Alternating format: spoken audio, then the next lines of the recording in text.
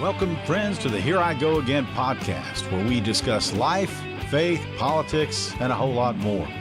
I'm your host, Rob Standridge, and I'm glad you're joining us today. So with that, here we go. All right, so welcome, Senator, Chairman, Director Nathan Dahm. Just Nathan. Nathan works fine. Nathan works fine. Okay, well, welcome to the Here I Go Again podcast. I've been watching the Senate a little bit this week. You're not in it formally, but you're kind of in it. Found it very interesting. So on that note, how are things going? So in my new capacity, working with the Freedom Caucus, it's been different. Obviously, not being on the floor, voting, doing all this stuff. But we have a great team of people that are now a part of the Freedom Caucus that are doing procedural motions, holding people's feet to the fire, especially leadership that doesn't like people to know about the insider baseball and what they're doing. Like hearing more Democrat bills than conservative Republican. I've been seeing that. It's actually been a thing for several years now, and people would think that you're shocked to hear that. But that's been happening throughout this session and last session for sure. This week has been interesting because in my role in this as the state director, we have House members and senators, so we're bicameral in that sense. And so when we were in the Senate, I would just read the Senate bills. Right. So that's what we're voting on. I didn't have to deal with the House stuff, and now I'd have to deal with both. So I would say for the last 3 nights, when the agenda would come out at 8, 9, 10 o'clock at night or whatever, is when I would start reading the bills for the next day to see what amendments had happened, what changes, if there was a for substitute, whatever the case might have been. And so Monday night, I got an hour of sleep. Tuesday night, an hour and a half. And then last night, I got about 2 hours of sleep. So I'll go on. I think I didn't squeeze it and a nap in there one for about an hour or two. So I think I'm on like 6 hours of sleep with over the last 4 days or something, because it's a deadline week. And so all this stuff happens. And I mean, you got 100 plus bills on the floor every day. You got 50 plus bills on the Senate that you're dealing with. And so it's just a lot of stuff to be addressed and keep track of. But I'm enjoying it. I don't know that leadership enjoys me still be up there at the Capitol. I would guess no, but I did go sit up in the gallery yesterday, not for any of the members, but I was up there for a minute because actually I was texting one of the sardines something, just a joke, and so I wanted to see his reaction. So he wasn't on the floor, but I went up there and sat up there and noticed one member saw me and his eyes that was big as saucers, and then he would start over and told a bunch of other people. They're all looking up and sitting up there, and they're like, "We're just sitting up in the gallery, guys. It's okay. You can relax." So do you ever get frustrated when you talk to members of the Freedom Caucus? Because I know the red button is there, and I assume a lot of the Freedom Caucus is looking at whether the bill's good or bad or indifferent. Do you want to just reach through and just push the no? I mean, when you and I served together, the no button got a lot of business on your desk. So do you have some members? I hadn't made that close attention that really do vote no quite a bit. Oh yeah, and I mean, when you and I are in there, we get sometimes I was the only old voting rare. Yeah, that would happen sometimes. You and I've been talking, especially for Anthony left. Yeah, center sites, whatever. But we'd had times where there'd be 5 or 6 of us. Yeah, for sure. Between me, you, Sykes, Burkeen, Mark Allen, and okay, we get 5 or 6. But now, I mean, it's very common that we'll have 15 notes on the board. And I mean, there is, so with the Freedom Caucus, we're in 15 different states now, the State Freedom Caucus network.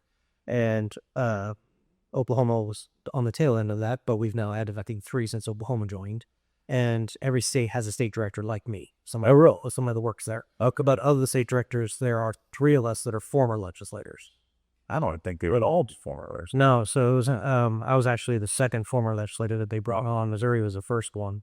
And we have a group chat of all the directors, and so we share ideas, and and that's VRS. Yeah, and sometimes people are like, okay, I have a member that in it that I need help with. It's going to do this or that or whatever. And we, as the former legislators that are directors, have said to people like we get it, it can be a challenge, but like ultimately the legislator is one that has to push the button. Correct. The legislator, it's their name that's on it. And I mean, yeah, there's times even with the Oklahoma Freedom Caucus where I'd be like, they'll ask me, well, what would you do in a situation? I'm like, yeah, I would go no, but I get why some people sometimes won't. And so actually, when we look at bills, we kind of have a scale that we grade things on, and we have like hard no's, like this is absolutely not a no. We'd have, yeah, this is a no. We have kind of a neutral thing, like this is just a blah bill. Yeah, Do it. that's a lot of them. Yeah. We have, this is a great bill. Vote yes. It's a good bill. Vote yes. And then sometimes I'll put something that I call like split or monitor. Like there's some good provisions and some bad provisions. So you can argue which way you want to vote. Like you can make an argument, oh yeah, I voted yes for this because of this, or I voted no because of this. But what I've told all the members is if it's a yes, it means it's a great bill. If it's anything else, if it's neutral, if it's kind of a split decision, if it's a no, my default is always a no. And you know, like I would have no. It's easier to defend a no. Yeah, it is much easier to do that. But people get conflicted within stuff, and you can see different people's perspective on it. And I mean, when I was in, I remember one year, I think it was Sean, now a forum called it back then. It was, I forget the name of this group or whatever, but You're talking about the lobbyist, Sean? no, the needy guy. What's his last name?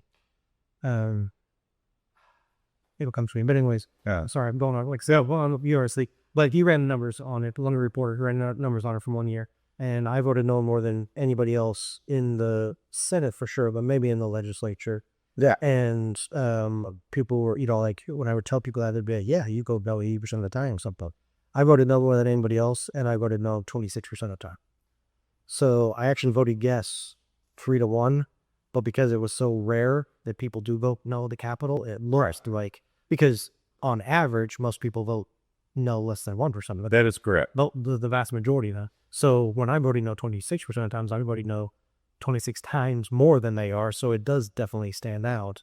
But even at that, I wasn't voting no the majority of the time. I was, 3-1. I was voting some help. I'll never forget when there was a new member that came in, and our friend Joe Newhouse is also a very conservative member. He was talking about a new member that came in that was voting yes on everything. I don't want to mention their name, but so I had a talk with this gentleman, and great guy, and told him that you're mixing up, relationships and personalities with the vote. You can't do that, because once you do that, then they're going to expect that from now on. If you don't cast the no votes on bills, don't do it for a reason other than the bill sound good, but set a precedent, because if you get in the legislature, you still vote yes for everything, then you start voting no later, that's going to look off. Yeah. I mean, I think the Freedom Caucus, honestly, Nathan, I think it's helped that immensely. It's separated the relationships and the friendships from the bills, and it has to, because you're going to vote against your friends. Yeah. You're going to vote for your friends. They still should remain your friends after the vote, or your callings, whatever, as Clark Jolly might say, callings. But, so they should remain that. But, well, I want to back up just a little bit, because I want to spend some time, Nathan, covering where, Nathan Dahm. So, people I don't think know very much about, you have quite an interesting past and a childhood. So what brought you give us some moments in your childhood maybe that is unique, that's Nathan Dahm, and how did that lead into your faith? I know you have a very strong Christian faith. I want to talk about that and led you to politics. So I could tell several interesting stories. First of all, my parents moved down to Oklahoma when I was 2. So my little brother was 5, and my sister was on her way. So my mom was pregnant. So where did you come from? There, Washington State. Washington State. Okay. My parents grew up in Washington State. That's where they met. That's where they got married, started the family. And when they first met, my dad grew up atheist. My mom grew up in a strong Christian home. Her parents and grandparents were missionaries. Her grandparents were missionary. Her dad grew up on the mission field as a teenager with her parents, or her grandparents. And so has some missionary background and stuff, but just strongly involved in their church. And so my parents met. My dad was an atheist. His dad had grown up in the church, but was a POW in World War II over in Germany. He was a navigator, got shot down, he had a lot of shrapnel, and was spent, I think it was 9 months in a German POW camp. And so just saw some atrocities and stuff. And when we came back from the war, he just said, with all the evil I've seen, I just don't believe in God anymore. And of course, that was before my dad was born, but my dad grew up hearing that and growing up as an atheist. Well, my mom grew up this strong Christian girl, and my dad was an atheist. They got married, and my dad just kept saying, "I'll never be a Christian. I'll never do these things." But eventually, they decided to go to a church. My dad picked a church that they'd never been to. Well, this was your mom's leadership, essentially, I would assume. She was praying for my dad. Yeah, a lot of people were. And so my dad said, "I'm not going to your family church." He said, "I want to be with the family." He said, "I'm picking a different church. I'm picking a church down the street so I can get back home in time to watch the football game." Of course. Yeah. So they went to the church, and my brother and I were still very young. I was 1 at the time. My brother would have been 3 or 4.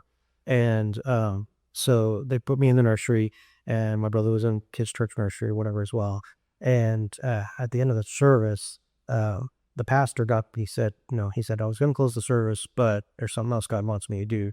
So there's somebody here who has had this life, and basically he just told my dad's entire story. Oh, wow. And he said, "God wants you to know he loves you, and you can be born again. Jesus can save you from your sins. He died for you. You can have salvation today if you choose." And now that all happens, and my mom wasn't aware of it because my number came up on the nursery bulletins saying that I was crying.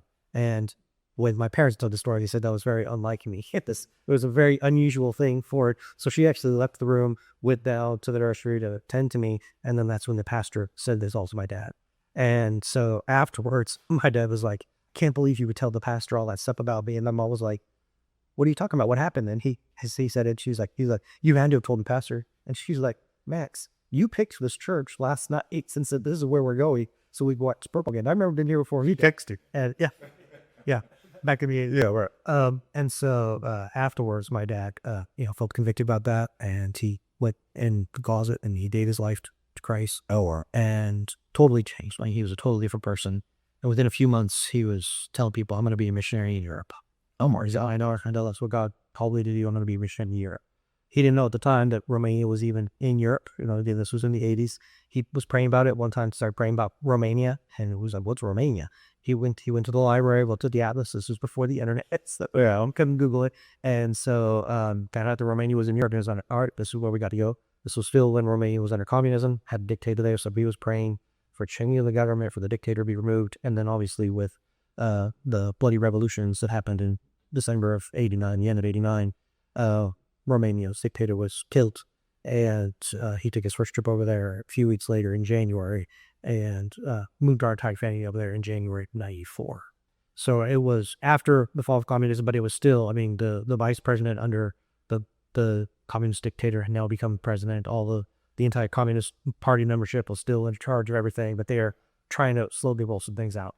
But when we first moved over there, I remember there was one gas station in the city that we lived in. There was a government-ran gas station with 2 pumps on it, and it was only open every other day during certain hours. Wow. Okay. And so there was a whole lot of the very communist aspect that I grew up in. So we moved over there in 94 when I was 10 years old. So I was old enough to have seen Oklahoma and America and benefits of that, and now compare that with communism. And so after... Was it anti-Christian too, or was it... So they have Romanian Orthodox. Okay. That they work with as the official state religion. And so even the Communist Party was, would have their, the different Orthodox. So kind of like Russia has had that kind of... Yeah.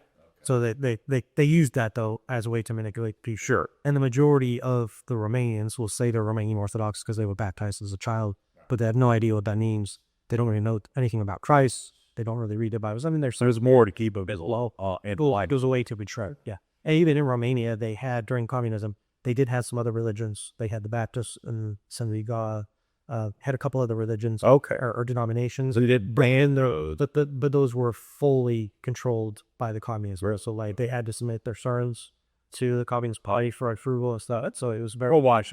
Yeah, we're not here in America, but... Yeah. Now, and there was, though, it was a lot of pastors that read the revolution that objected to some of those things. So yeah, that led to the toppling of the government and everything. So, growing up over in Eastern Europe as a formerly communist country, had seen and experienced that. I often talk about massive inflation. When we first moved over there, the currency exchange rate was about 3,000 of their currency to $1 US. 10 years later, it was 33,000 to 1. Oh my! So we lived through some massive hyperinflation in just a short time period. I mean, there's times where it really elevate the. We're getting some U.S. dollars to fund the missionary part. Oh yeah, how's Okay. it worked out fine for us, but every time is that if you like if you exchanged your currency, in the morning instead of in the afternoon or whatever, you could see a 10% difference Oh my gosh. in there being your spending power. And at one point, the highest denomination bill they had was 5 million of their currency, and that was about $120. So like you could go out to eat and spend 5 million. Drop 5 million. Or inflation. Yeah, and with Biden president though. No, they just had some similar policies.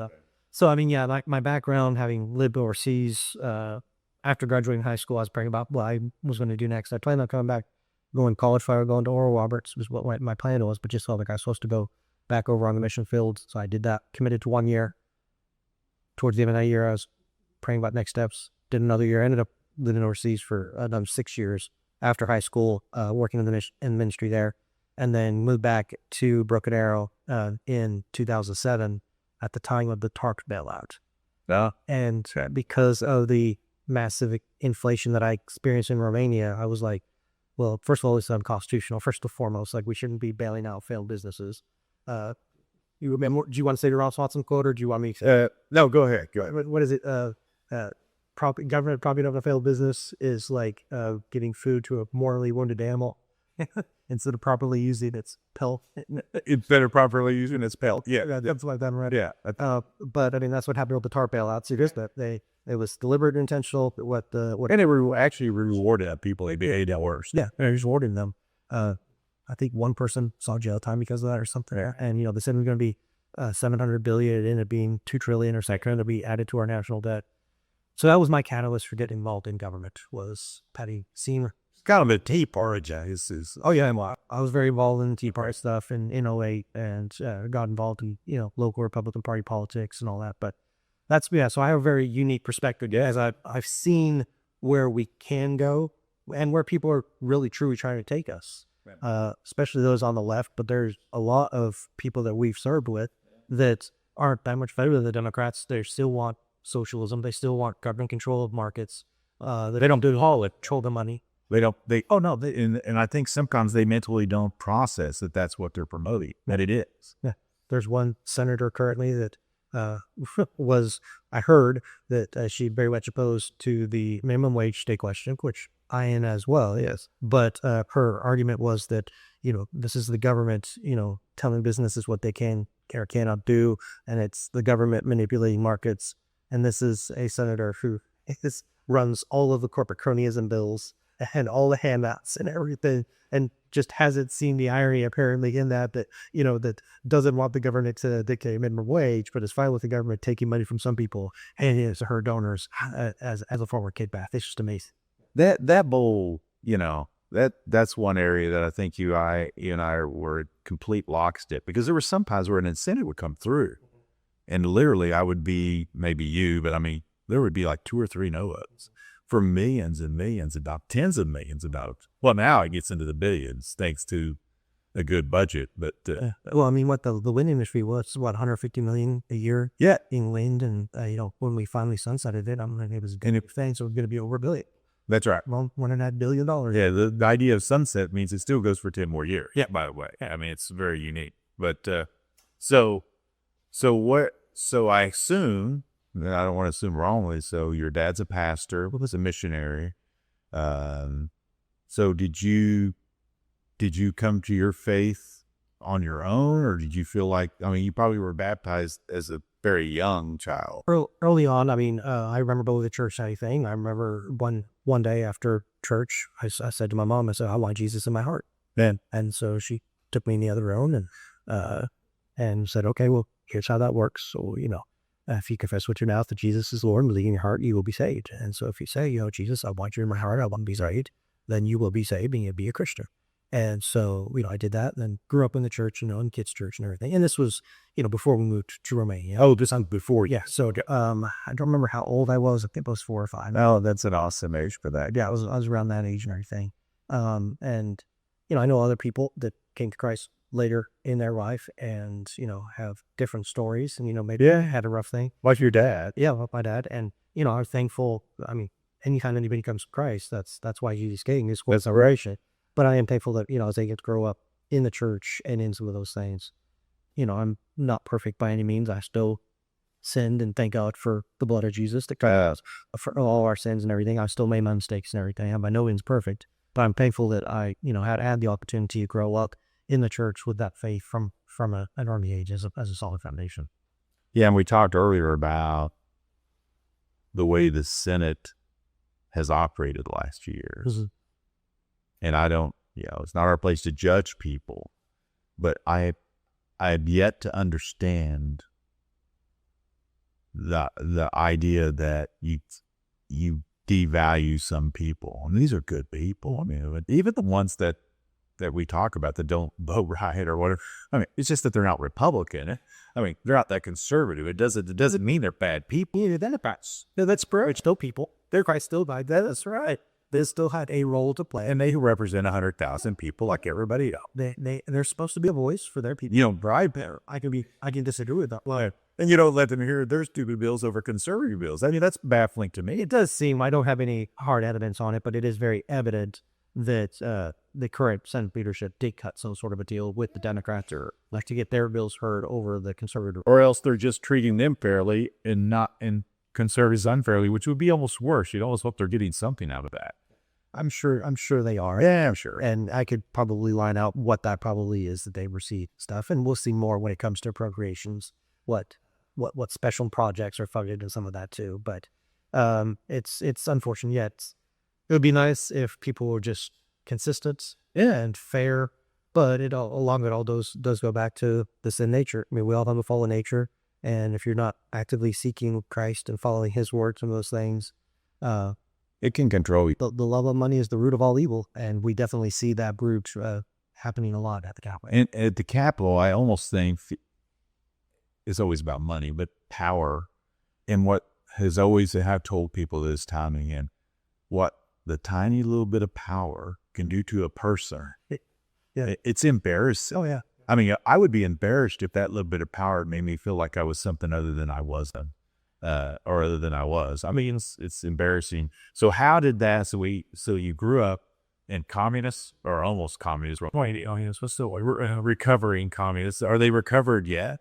So they still, the government still owns the majority of the land and even the businesses. What about the gas station? They still own? No, I mean, there's a lot of private stuff now and everything. They have been trying to privatize businesses. I can remember it was years ago that Bernie Sanders actually brought up Bucharest, which is the capital city. He's like, they have better internet in Bucharest than they do in a lot of places in America. And I'm like, well, first of all, Romania is the size of Oklahoma, like landmass wise. It's the same size. America is much larger, right? We're much more expansive of a country. But also America has had internet for a long time and has slowly upgraded and changed things, right? Romania had nothing. So when they finally got internet, they had to install the newest stuff, all new, right? All new stuff and everything. So, but I mean, yeah, Romania is very, very modernized now. I mean, they have Starbucks and McDonald's, and McDonald's was the first American restaurant to come in there. So they're free or close to free. Yeah. And I mean, they love America, and they're still, I mean, they're having protests, they're having things because their government is still, it's very, very corrupt. Not as corrupt as Ukraine. Ukraine is the most corrupt because in Eastern. That's why everybody in Congress likes to wear the Ukraine flag in honor of its eruption. Yeah, the tip that they're on board with that team. But like Romania, they actually passed a law a few years ago. I don't remember what the threshold was, if it was 50,000 euro or 100,000 euro.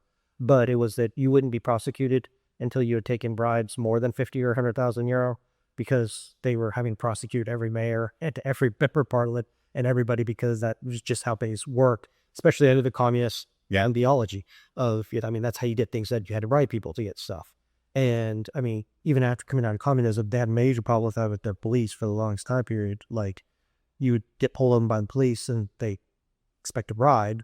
Otherwise, they would confiscate your driver license or your license plate or whatever. And we refused to play that game. So like one time they took my dad's, the title for his car and sent it to another precinct about 8 hours away in another town, and he couldn't drive. So he had to take the train out there, spend 2 days, day out there to go do all the paperwork to get his his title out, and then train back and everything to be able to get all that and everything. And so there was just massive corruption. Now they basically purged their police force, brought in a whole lot of new people, and they don't have to bribery with the police, but they're still with the politicians. It's very, very corrupt. And it's very obvious. In Oklahoma, the corruption they have is a little bit more hidden, a little bit more polite, I guess. Yeah. Or you can follow the trails and see, the bills that people are running, who it's for, and the campaign contributions that they're getting, and those types of things, or money going into PACs and super PACs, whatever. But it's just very blatantly obvious, still over Eastern Europe, on some of the levels of corruption. But as a free market, I mean, it has developed a whole lot more for freedoms for the people, being restricted other things too, free speech and stuff. So we've had some protest on that. But again, my background of seeing that stuff and having those connections gives me some foresight of what could come. It is on the horizon here in Oklahoma, what people are trying to do in our state or to our country. So you come back, you're in Broken Arrow, 2006, you said, 2007? 2007. TAR, Key Party. So when did you look at other things first? Did you look at city council? Did you look at House spread? Did you run? Not aware. Did you run for something else first? Yeah, I did after. Okay. So yeah, I got involved in 2008 campaign cycle, helping out just as a volunteer. But Ron Paul. Oh, Ron Paul, yeah. Strong constitutionalist. Sure. And looking back, Ron Paul was right by everything. Maybe not everything, but pretty close. I mean, he was very, a lot of things that he projected were going to happen have actually taken place and stuff. So, No, I mean, very insightful. Iron deflation and all those things. And it was because he followed the Constitution and he understands and knows history. So I got really involved in his campaign, just being strong a constitutionalist that I am. And so helped on that. And then TARP bailout happened, and my congressman voted for the TARP bailout. And I was trying to find somebody to run against him. It was John Sullivan at the time. Okay, yeah. And former House rep, then he became congressman for the district. So I was trying to find somebody to run against him, and nobody was willing to. I met with quite a few candidates' names that had been floated out there. Nobody was willing to. Then finally, a lady took me, well, why don't you do it? Have you prayed about it? I was like, well, I haven't. I don't want to do it. So I prayed and I said, I know. Yeah. I prayed and said, I'm not doing this there. Rough, basically. But so I ended up finally pulling the trigger on that and announced in like March or April or something, just a little bit beforehand. And I will say that I was obedient, but I really wasn't willing. So I kind of begrudgingly did it. I mean, I put a lot of work into it and everything, but I was not thrilled about the idea of it. And didn't win that first race, but going up against an incumbent, several other people jumped in the race too, and he didn't get that high of a vote. He was a little bit over, I think almost at 54%. In the primary? In the primary, with several other people in it, if I remember correctly. I mean, this was, 2010, so yeah, 16 years ago, it's a while ago. But because of that, other people realized, wow, he's vulnerable. And so Congressman Ragenstein, he was the director of Wichita Sand Space Museum. He reached out to me and we met. He said, I think about doing this. And I'm like, please do. He's like, are you running in? I said, no, I actually didn't run for the state Senate seat because it's opened up. Right. Because of the districting, because the 2010 districting, it was a downtown Tulsa Democrat. They pushed it out. He just kind of moved everything around, chopped it around and painted Broken Arrow. And basically it was all leftover pieces that nobody else wanted. That's because it was a turned out Democrat open seat. And so, met with Bridenstine and said, yeah, I'd be happy to help you however I can, and he ended up challenging Sullivan and winning that election cycle. But, I told him, happy to help out, but I'm focusing on my race. So that's why I ran for the state Senate in that 2012 election. Fine, yeah. What you were rated as? Yes. That's when we got elected. I had also at one point in time, I did look at and I did file for city council because somebody asked me to run for it. Oh, really? Okay. But once the other candidates that had all filed, I knew one of the candidates that was running was actually my dad's plumber from back in the day. My dad was a general contractor in Broken Arrow, and so this plumbing contractor is this contractor. A godly man, a good man, and I knew him, and I was like, and he had been on the city council like back in the 80s or something and was running again. I was like, I had to, somebody asked me to run for this just so I could get some experience, and get an elected position. But I withdrew from that, and It was good to yeah. But then shortly thereafter ran for a Senate seat and won that. So for me, the bug bit me. If you said no, I never want to be involved in politics, but to get involved. So I was going to run for governor. Met with my pastor. And it was actually a guy that worked for Congressman Cole that came out to my pharmacy and talked to me off of the ledge, so to speak. I guess kind of like the congressional. And I had no idea it costs millions of dollars and I had to do all that.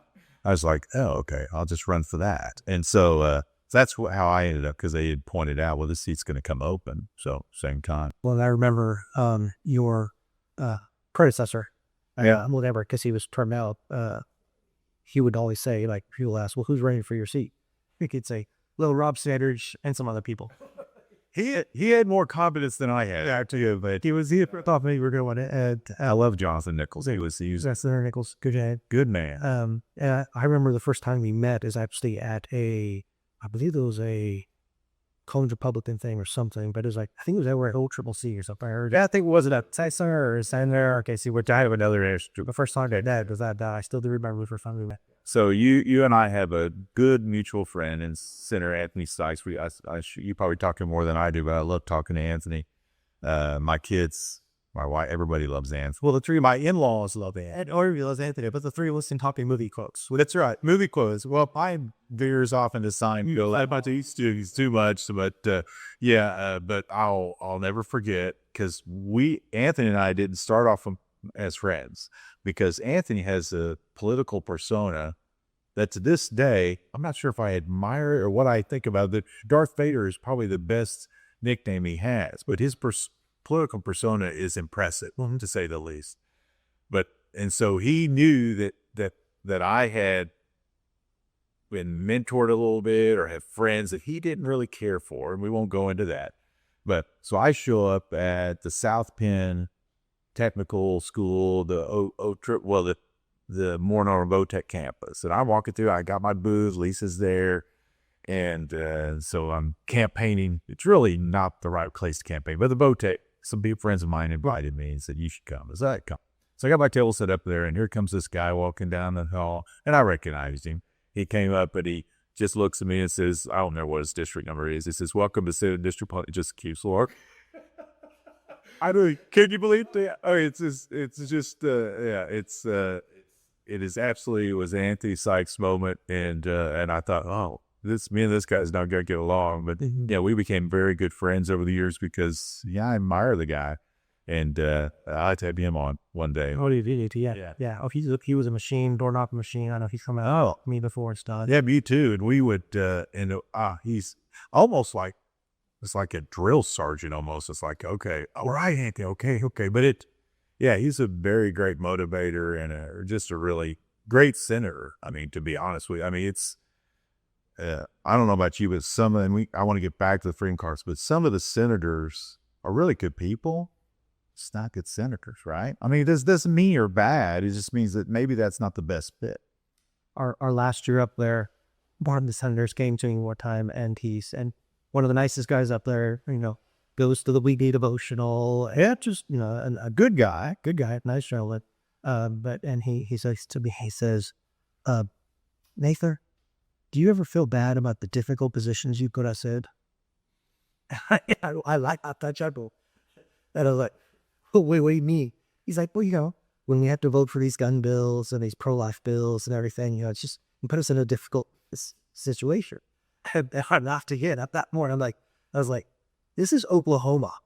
It's not a difficult decision to vote for guns to save babies' lives. Like this is the reddest of the red states. Like, that is not a difficult position at all, man. Like, for you to even think that's a difficult decision. And so I said, no, I do not feel guilty at all about making you guys vote for that stuff. But nice guy. But as a senator, that's what he is. He's a senator. It's a title. It's a title. It's an achievement. It's an achievement. Yeah. But he doesn't understand the role of government. And you and I talked about this plenty of times before. Like, our birth certificate as a country is the Declaration of Independence. Yes. And it lays out the role of government. And it says To secure these rights, governments are instituted among men, deriving their just powers from the consent of the governed. The purpose for government in America is to protect our rights.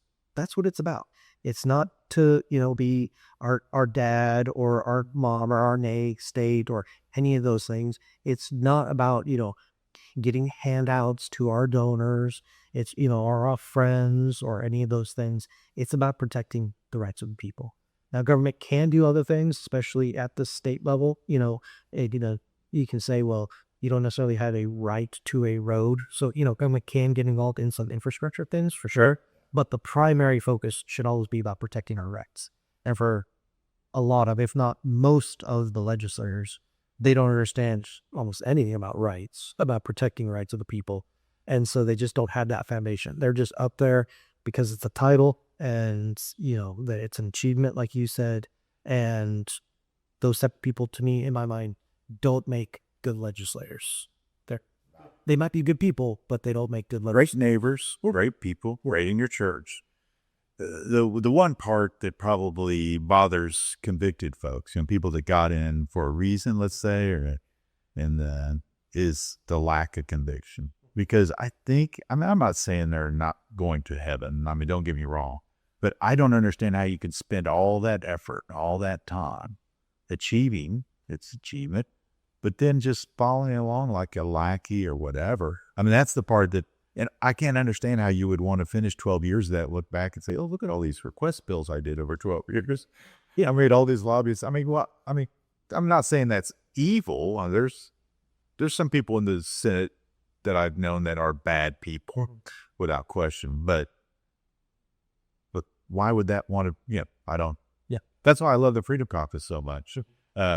So in the Senate, we talked about leadership in Freedom Caucus. You and I served under, 4 pro-tens, I think. 4 different pro-tens at 3. Yeah. Well, no, that's right. We had Beeman. That's right. Schultz. Just and a tree. Yeah. And I did very different leadership. Yes, and so I don't know if senators today understand the difference. I think salad days, you and I could probably call the first 6 years salad days. Even though we didn't get everything we wanted. What do you think happened? Without blaming it on one individual, which I have a hard time not doing that. But how did that change so dramatic? Because Freedom Caucus probably wouldn't even exist in Oklahoma, possibly, if it wasn't for that change.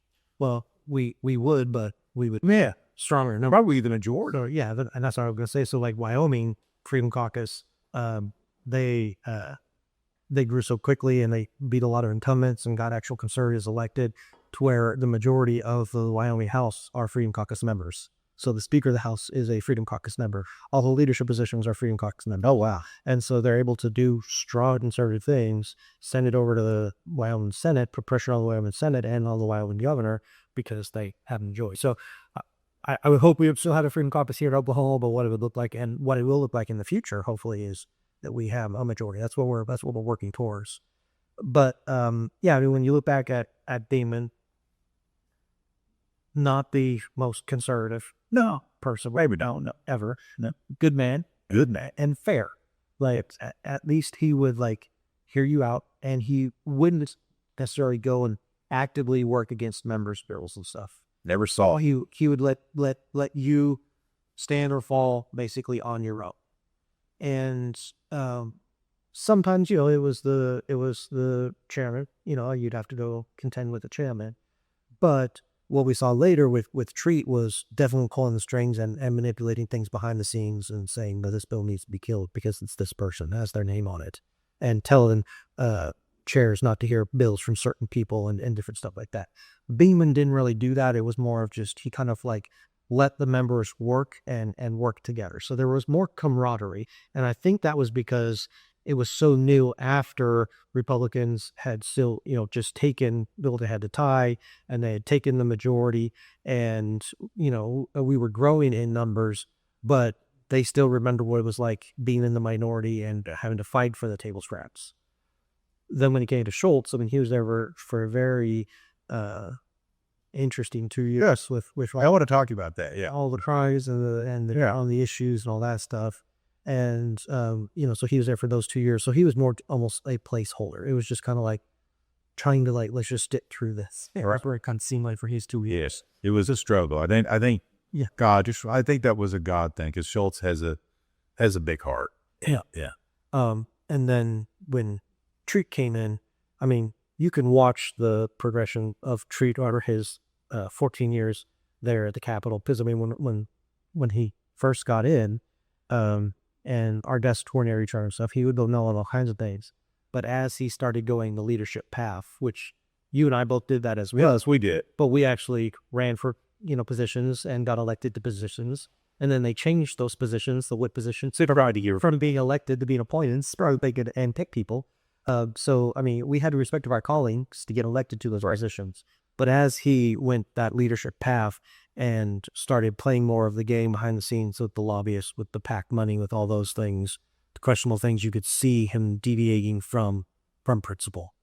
And it's kind of funny because, I served with him for 12 years. He came in 2 years before we did.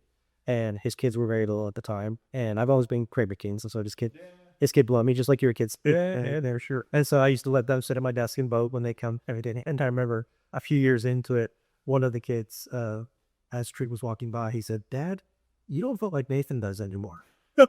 And So even the kids don't. even the kids observed that there was this arch in his story, this arch where he had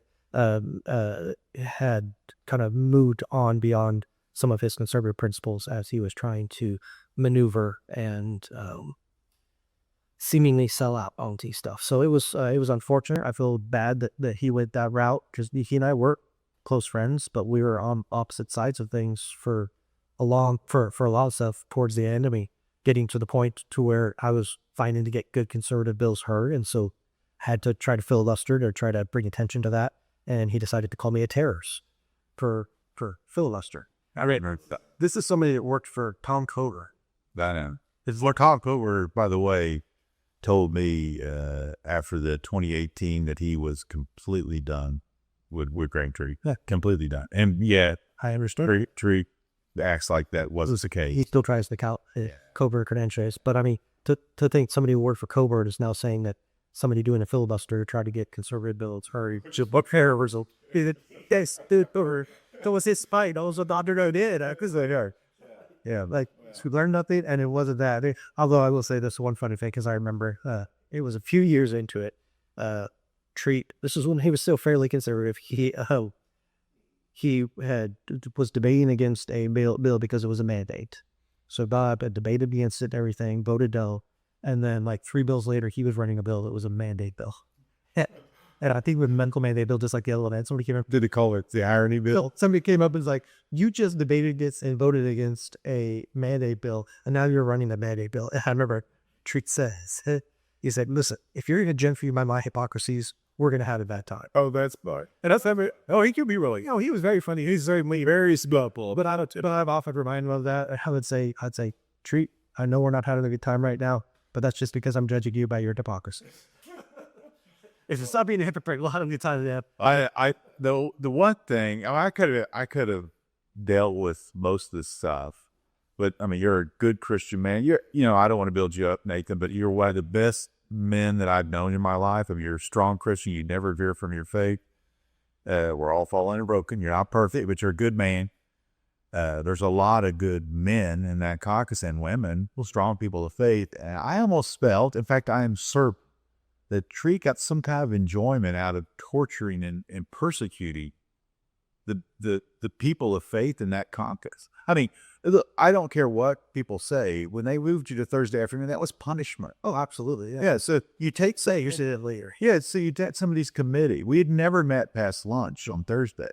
Say, why would you torture some? I mean, and then, you could talk about maybe you had a rationale to take your presiding officer. I disagree. I think you just like to be funny. And they like to be funny. What's funny is they could joke all day. Oh, yeah. But Every time a different presiding officer would make a joke, I would look over at Treat and say, "So that one's okay?" He'd be like, "Yeah, that one was funny." it was always just harder than me. So that's a problem. And again, we're not here to judge other people, but I don't know how. I think Peter's going to have a problem with that. I mean, I just do. And so that's his life. It's his deal, but that's a problem. That's a problem. I don't know how you, I don't know how you rectify that. And it's not just, okay, this is what we think we saw or whatever. Like, when I've voted against the tax increase, I did too. The $500 billion package or whatever, Treat actually went to the media and he said voting against revenue has to have repercussions, has to have punishments. Oh yeah. So he pulled all of our bills, science too. I mean, he pulled all of our bills off of the agenda, and they wouldn't hear our bills anymore because we voted against tax increase. Think about that. Like, Republicans voted against the tax increase, which is what we're supposed to do. It's on our flyers. And so he goes to the press and says, if you vote against tax increases, you're going to be punished and you have to be punished. Yeah. I mean, he admitted that. That's not just, okay, he'd said it quietly to somebody else. He said that to Was that Stall? I probably reviewed that one. Oh, so that wrote 10 minutes in. That's a great pre-original. Yeah. So, I still feel bad for him, for the path that he has gone down and now be sold out and so many things. We went to college together. He's played ball together. And I thought he did good.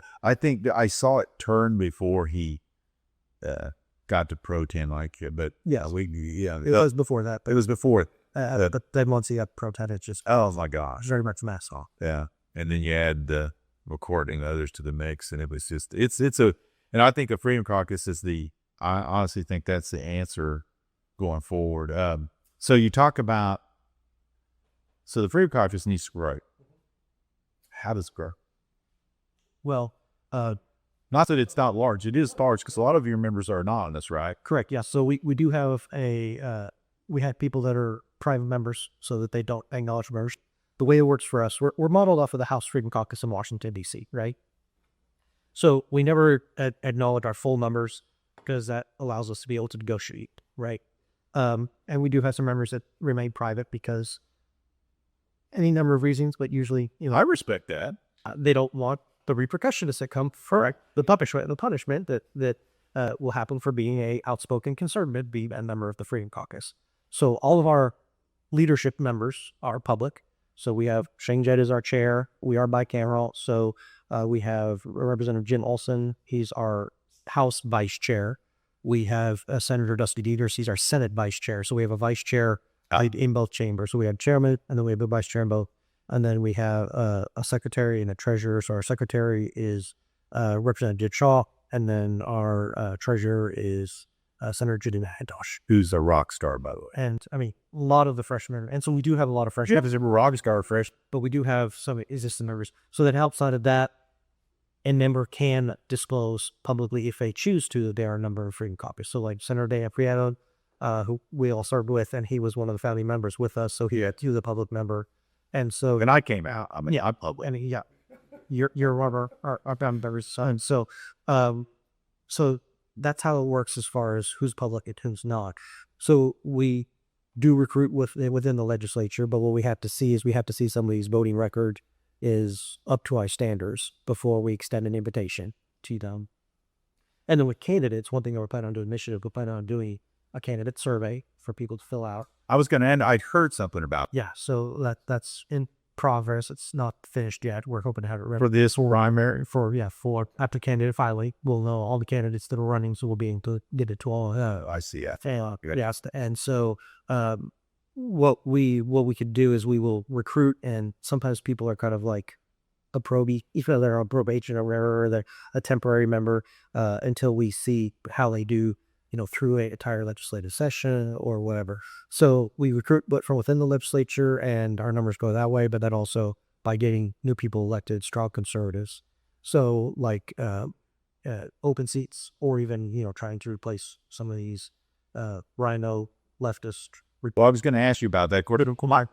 I'll just tell you, my sole focus is on the Senate. I mean, I just think the Senate can wag the dog all day long. Absolutely.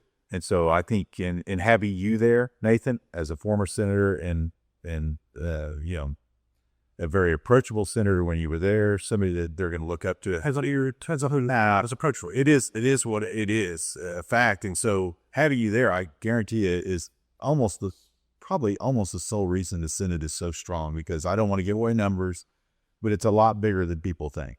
And so you touched on something there that I want to ask you about. So open seats, which you only have like maybe 3 this time or something like that. 3 or 4 on the Senate side. Yeah, on Senate. A lot more on. Now I just want to focus on Senate. Sorry, I've already been on the. I'm very biased. Yeah, we can't be biased. It's selfish and whatever else you want to label it. But but on where seats are held by incumbents now, is the Freedom Caucus going to potentially endorse candidates against an incumbent? So we haven't decided on endorsements at all. Endorsements at all, okay. In general. So, But what about the survey? so we Published survey, probably. we will use the survey to see who we would want to recruit. Okay. So what about after filing day? You're going to push the. We're going to push the survey on everybody and get them to fill it out so that we target, so we can see where they stand off on these things and see if they would be a good fit with Freedom Caucus or not, where they stand on the issue. Not as a candidate, you recruit as a member of Freedom Caucus. Yes, correct. Yeah. But like even with like U.S. House Freedom Caucus, right? Like they don't generally endorse in primaries. It's usually once you're elected, then you're extended the invitation and everything. But I know a question that's often asked of congressional candidates is, would you be a member of the House Freedom Caucus? Will you join the Freedom Caucus if elected? Okay. And so that's a good gauge on where people stand on that. And so that's one thing we want these candidates that are running for state House and state Senate to be asked, would you join the Freedom Caucus if you're elected to this position? Because the Freedom Caucus here in Oklahoma and in the other states, the way we describe ourselves, the best little soundbite is that we are the constitutional North Star. So like we point everybody to the Constitution, to those principles. And so if you say you're a constitutionalist, if you say you're a conservative, which we know everybody says on there, and they opposite, that was and they all conservatives, they're all campaign conservatives at least. So, yes, during that time. So, if they would align with us or not. So to try to get them on the record as they're campaigning, stay acknowledging if they would be a part of that or not. Because, there's some people who do it. No way, I'll never join that.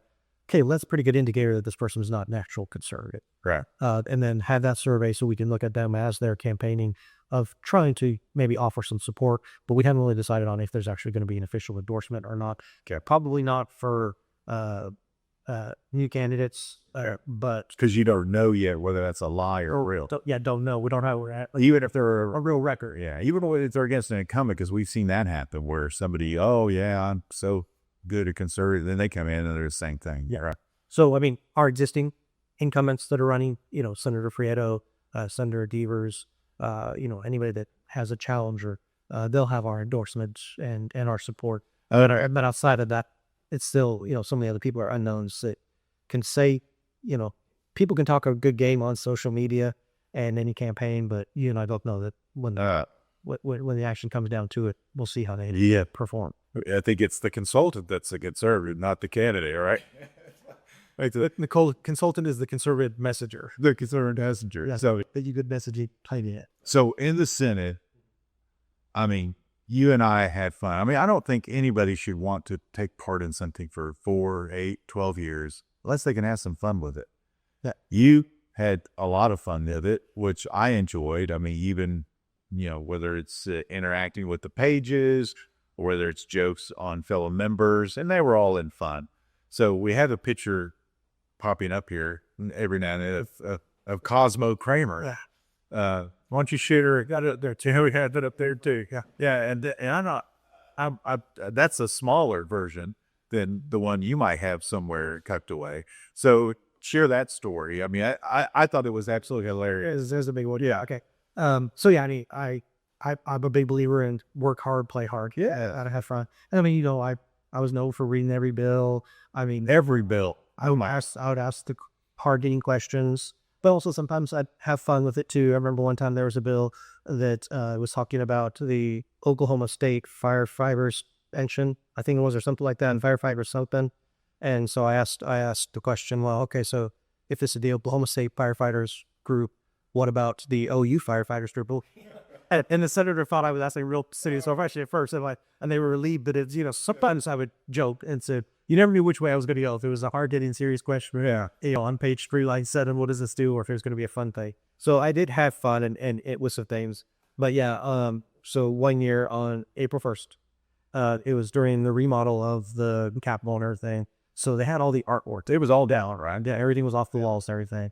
So in the areas that they were doing the remodeling, but I had a piece of artwork in my office, nice frame and everything. And so I bought a poster of, Cosmo Kramer in his suit and everything, because a lot of the artwork that we had was of people from, past pro tem or different people. And so it looked like, somebody in the 60s or 70s, like the artwork looked of like, historic things, but and then we had some old stuff too, but it just very much fit with kind of the artwork that we used to have up in there. It was kind of right there. So yeah, so I got the poster of Cosmo and I put it inside the frame, replaced it in there. And went into the Senate chambers before. Pretty sure the Monday morning. I think it was, but I think it was a Monday, and I hung it there on the Senate wall near the presiding officer area. So just hung it up there. Didn't say anything, didn't do anything. Well, they did end up finding it before session started, so they took it down. Now, I thought the way that if you heard the story, you would have thought you took Treat's picture down and hung it up. Oh no, there was nothing on the wall. I know there was just a nail. I just put it up there. Right. But the thing that really annoyed them was I found on Amazon this squeaky gavel. Yeah, rubber gavel. Or it was a squeaky one that had like a built-in, like I listened to a lot of theirs. I think I still have one or two, but I spray painted it brown to make it look like the gavels that we had. And allegedly they Yeah, it hasn't been proven in a court of law. what I heard was that the gavels disappeared and there was only a squeaky gavel up there. And when the presiding officer got there 15 minutes before session was supposed to start, picking on the squeaky gavel, and they started freaking out. So somebody contacted me, Treat contacted, or somebody anyways, and they're like, we know you did this. It says your fingerprints all over. We are not going to just with a squeaky gavel. Like the real gavel has to appear. I was like, I don't know what you guys are talking about. And then It sounds like Walker. and then somehow I was at presiding officer desk. I was like, man, I can help you guys look at everything. And I'm like looking around. And I'm like, what's Smalley had over there? And Senator Smalley was sitting over at his desk and he was holding a gavel. And he's like, shorted rubber. I'm like, he has the gavel. Look at that. Now, he claims he just found it on his seat. Oh, it's just holding it up. So some of you claims at the end of it. Yeah, Smalley was always causing trouble. But he had the data. So they got the gavel back before session started. They took down the Kramer picture before session started. But that was one of the things that Treat punished me over was because all that done was before session even started. And that was, if I remember right, it was later in. Like it was when we were getting a little stressed, and it was maybe April 1st. Yeah, April 1st. Yeah, so it was. Yeah, I thought it was good fun. I mean, it's. I always hid my phone well, so I do work. People learn that the camera still works even when you don't have your phone. And some of the stuff was just fun, but also like you mentioned the pages, right? So like one thing that the high school pages love to do is sit at our desks and vote. Yeah. So when we're in those really long days of on the floor for hours on end, they're sitting back there, they're very bored and different things. And so one thing that I would do sometimes is when if I see a page sitting at somebody's desk and I point out, I'd be like, hey, do you see over there on that wall? You see the star with the 46 inside of it with the circle logo and everything. And everything. I thought like, so that was the original state flag for Oklahoma. It was, red background that on it. That was our original state flag. Right. Oh, I didn't know that. Well, yeah, just little fun information. But what they didn't know is while they were looking over at that, I would hit the button on the desk that was to call for a page to come to the desk. So I would hit that button while I was educating them. So this was educational and fun. Right? And then I would walk away. And then after I would walk away, the pages in the back would see that the desk was lit up. So they'd walk up to find out what the senator wanted. And then they get there, it'd be 2 pages, like staring at each other, like, wait, what do we do? What's happening here? You're not the senator. You're that's the guard. They're like, why'd you push? I didn't push the button. It's like, it's just lit up. I don't know what's going on. So there was fun stuff like that because and then it gets them walking around and they've been sitting on that hard bag of bench for hours on end, whatever, and they'd run a little state history and stuff. So I did do some fun stuff and different things throughout. There's a lot of things that I did that nobody ever realized it was me. I'm sure. Not that I'm going to admit any. Well, so there's you got to have fun too. You can't just work hard. So we came in together with, there was 7 of us, so a pretty small class, but, Compared to the yeah, but we talked about pro tems earlier, and I'll share just a really quick story about Bingman, because I think yeah, you're right. Maybe not the most conservative center, but in that position, it doesn't really matter as long as you're doing the servant's position that it is, which means, like you said, to let the kids play until they get out of control, and then you got to rein them in. And we had that a few times. But the one time, one of our classmates, Corey Brooks, who's a friend of yours, I don't know if you guys still touch base. Yeah, he moved back out of DC, But you guys were kind of friends, and but he, very passionate guy, and so I'll never forget, we had the gross production tax thing going on, where we're arguing about whether to decrease or increase, and you have 2 factions, and this is similar to the Josh McKean edit, so I won't mention it. So anyway, so some of the freshmen were not voting for the decrease in the tax, essentially. And they weren't like our current leadership. They wanted to work with you and try to get you on board on this leadership deal. So they took us all, I think you were there, took us all in the 4 leader's office. In Schultz's office. And Corey Brooks, I didn't know him very well. He stood up because we got stuck there because leadership's busy. So we got stuck there for like 10 or 15 minutes. So we were getting bored. So he stood up and just started railing against Brian Bingman. Personally, like, he didn't vote for me, and I'm a district, all this stuff. And, Brian Bingman's a very quiet guy. And he had kind of siled in somehow and was standing there during a big part of this soliloquy by Corey Brooks that was trashing him. And so Corey Brooks, I think, eventually notices. Now, if it was today's leadership, his bills would be dead for years. Oh, yeah. But, not only did Beeman not ever punish him, when Corey Brooks asked, I remember when he wanted to be on that remodeling, I was like, why would you want to be on that? But he wanted to be on that thing. Well, Beeman put him on it. Beeman probably went out and, didn't knock doors, but made sure people helped him when he was up for re-election.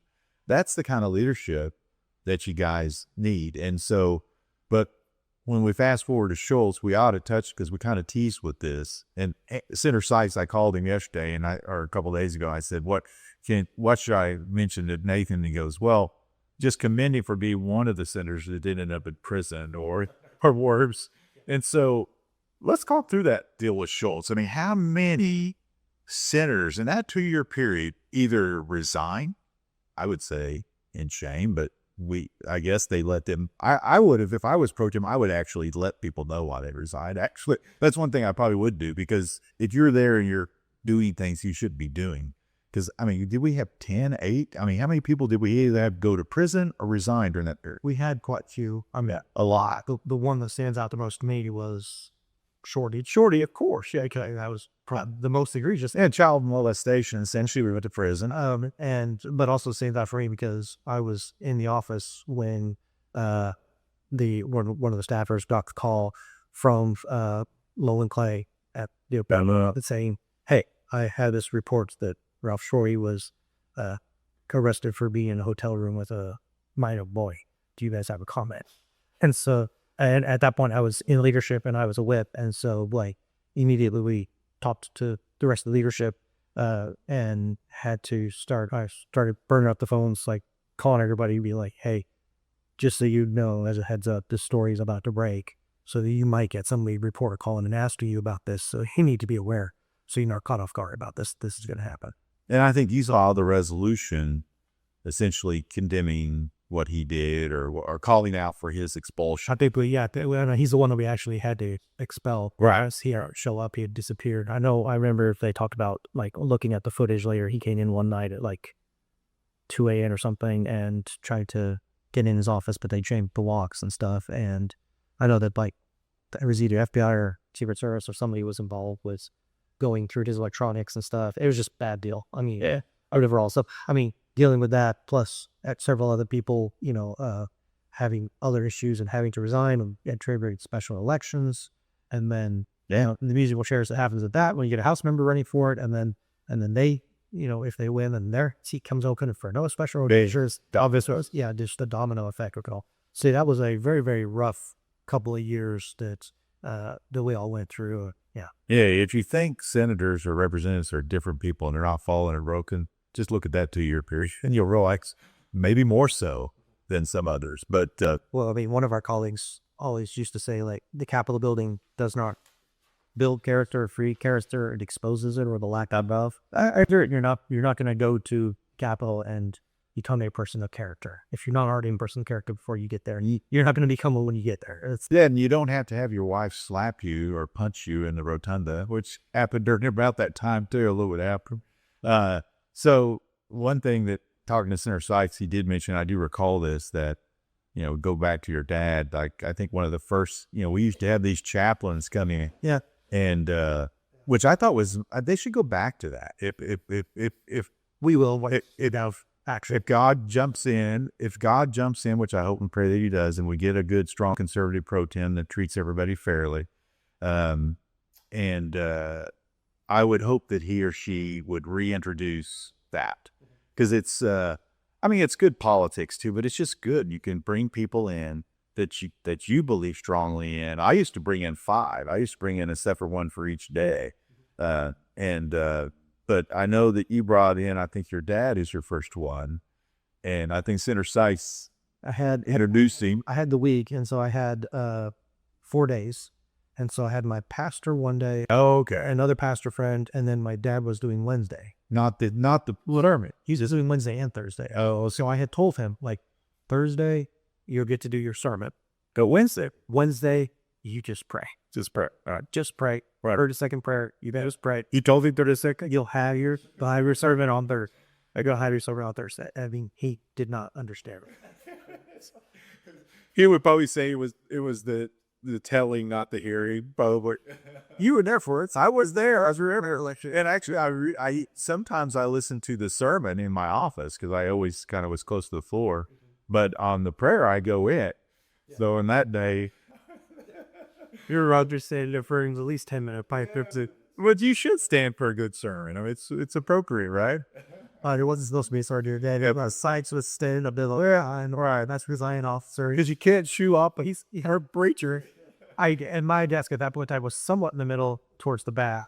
And I was at about the 10-minute mark. I kept trying to like get some signal about it.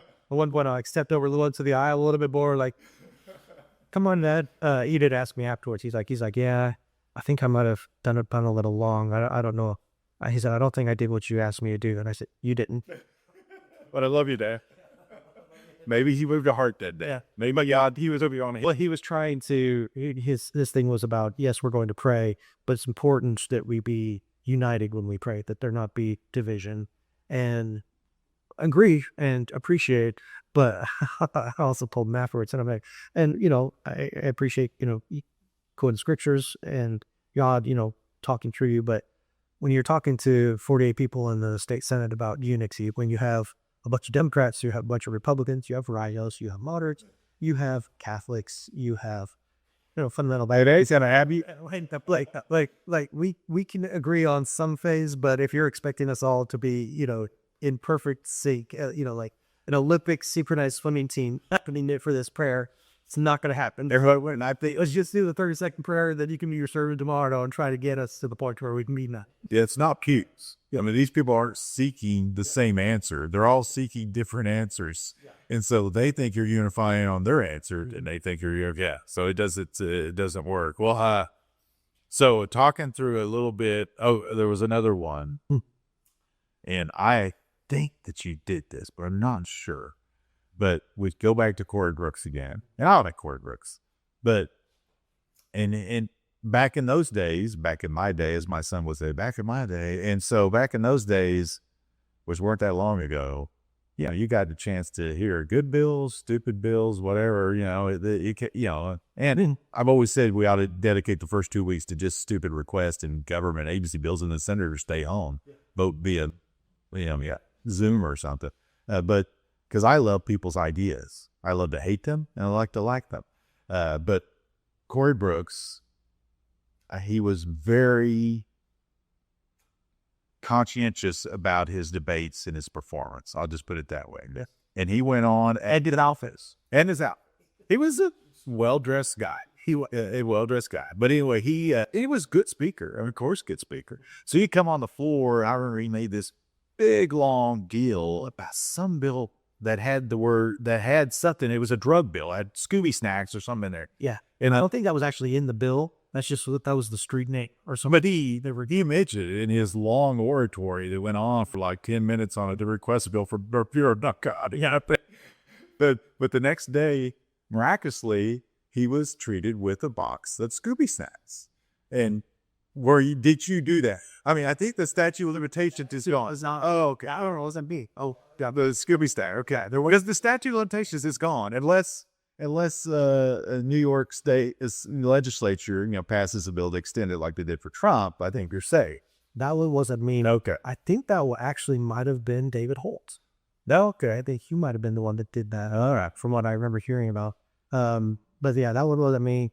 One thing I do remember was from there was one with David Holt. I don't know if you remember that, but somebody from the House sent over signed autographed headshots of David Holt to all the Senate offices. Oh. It was a dope. It Yes, sir. was just a picture. Yeah. Smalley had his on his desk for a long time. I have one of Marty. Yeah, but it was actually like a headshot, and that Holt had signed. Oh my God. Or something like it was something like "You're welcome," or it was like from me to you, or enjoy this gift, or such. This whole, and they sent it came from somebody in the House. And it might have been Murphy, but somebody in the House sent it. That sounds like Senator Murphy. So the entire Senate to sign autograph pictures of David Holt. Well, David, it weren't selfies. It was an actual picture. Yeah, David is a bit modern, but I mean, David and I got along well. And I remember not knowing anything about that there actually were elected positions. And so I had no clue when I ran. You probably were a little bit more political. I didn't know that either. I didn't. I thought you got there. You're a senator. I didn't know there was a pro tem. I didn't know there was anything.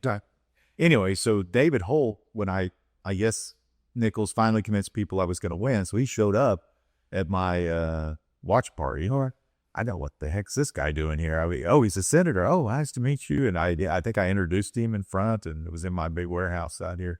And anyway, but he was running for a position. That's why he was there. My fondest memory, though, is I give David Holt credit for the only executive session that we had for the entire in the Sunshine League. Yeah, and maybe in the entire. I'm sure there's a history moment, but can you share that? That was an interesting story. Share a couple of David Holt stories. One I had with him. I'll tell my first memory to that. So one time there was a bill that he was running that I don't remember if he was on driver licenses or what it was, but he and I talked about it, and he lied to me about it. And so on the Senate floor, I brought up, I said, why did the Senate auditor claim that this was dismissed, but it wasn't? And he on the Senate floor said, Mr. President, that's a bold-faced lie. I never said such a thing. So he called me a liar. Okay. In the microphone, even though he had lied to him privately beforehand. And our desk at that point in time, my desk was at the very front in the middle, and his was right behind mine. And so, we're debating this or whatever, and we're going back and forth, but at the presiding officer. So he's standing right behind me. I'm doing this. And ticking off that he called me a liar. He was a little bit lying. And so afterwards, I turned around and I said to him, I know why you don't remember our conversation and why you're forgetting it, because you didn't send a press release out about that. I see it. Yeah, for sure. His daily press release and all the things that he was doing that never were anything. That are Holt to rise at his desk today. Yeah. And it's so he did appreciate that. He said, F you. He sparked off the floor. But he called me a liar, so I felt like that was fair. But yeah, he was running the bill on dealing with Black Friday sales. Yes, I remember that stuff. And he got his lobbyists to send out mailers to everybody. Yeah, and it was very controversial and stuff. And so he was being questioned on it, appropriately so. You did question on it. Yeah, for sure. And when the minority leader, Sean Burridge, who was a great guy, and they had a great debate. One of the best minority leaders I ever dealt with. Conservative. Frequently conservative for Democrats, especially. But he was asking questions of Holt. And I remember one of Holt's answers was, well, I'm not going to go down that line of questioning with you, Matlock. So he called him Matlock. And then there was another senator after who was, but he called him by his first name. And so those things all combined required that we went into executive session, which meant Well, Burridge came back and called him like a Perry Mason or something. something. Yeah. So there was a little back and forth. Yeah. So we went into executive session, which meant all the staff and everybody there reached out. Yeah. They closed and locked all the doors. And we all got paddlings. We had a conversation about what's appropriate and inappropriate. Yeah. You know, how to refer somebody on the floor. And it was like, that was midweek or something, but earlier that week is when Mary Fallon had declared it Sunshine Week. Good government of Oklahoma for transparency. And then I said, but first time in like 30, 40 years, the Senate goes into executive session during Sunshine Week. I forgot it, just fully transparent and everything. So yeah, that was one of the many ways that Holt left his mark in the Senate. I like to joke because I left my mark because of all the new rule changes that they put in there to try to the whip. to box me and they impose. I take credit for the whip thing, which I hate to do because, they tried to get rid of me. They made it one position and ran 4 people against me, including Brayden Courtney. I feel really good that I kicked his butt big time, or his big butt big time. But, it's, and I never quite, why would they eroded the voice of the caucus when they changed all those rules. And I wasn't surprised they did. They have enough conservatives now that they could switch it, probably. I think. No, yeah, I mean, after this election cycle.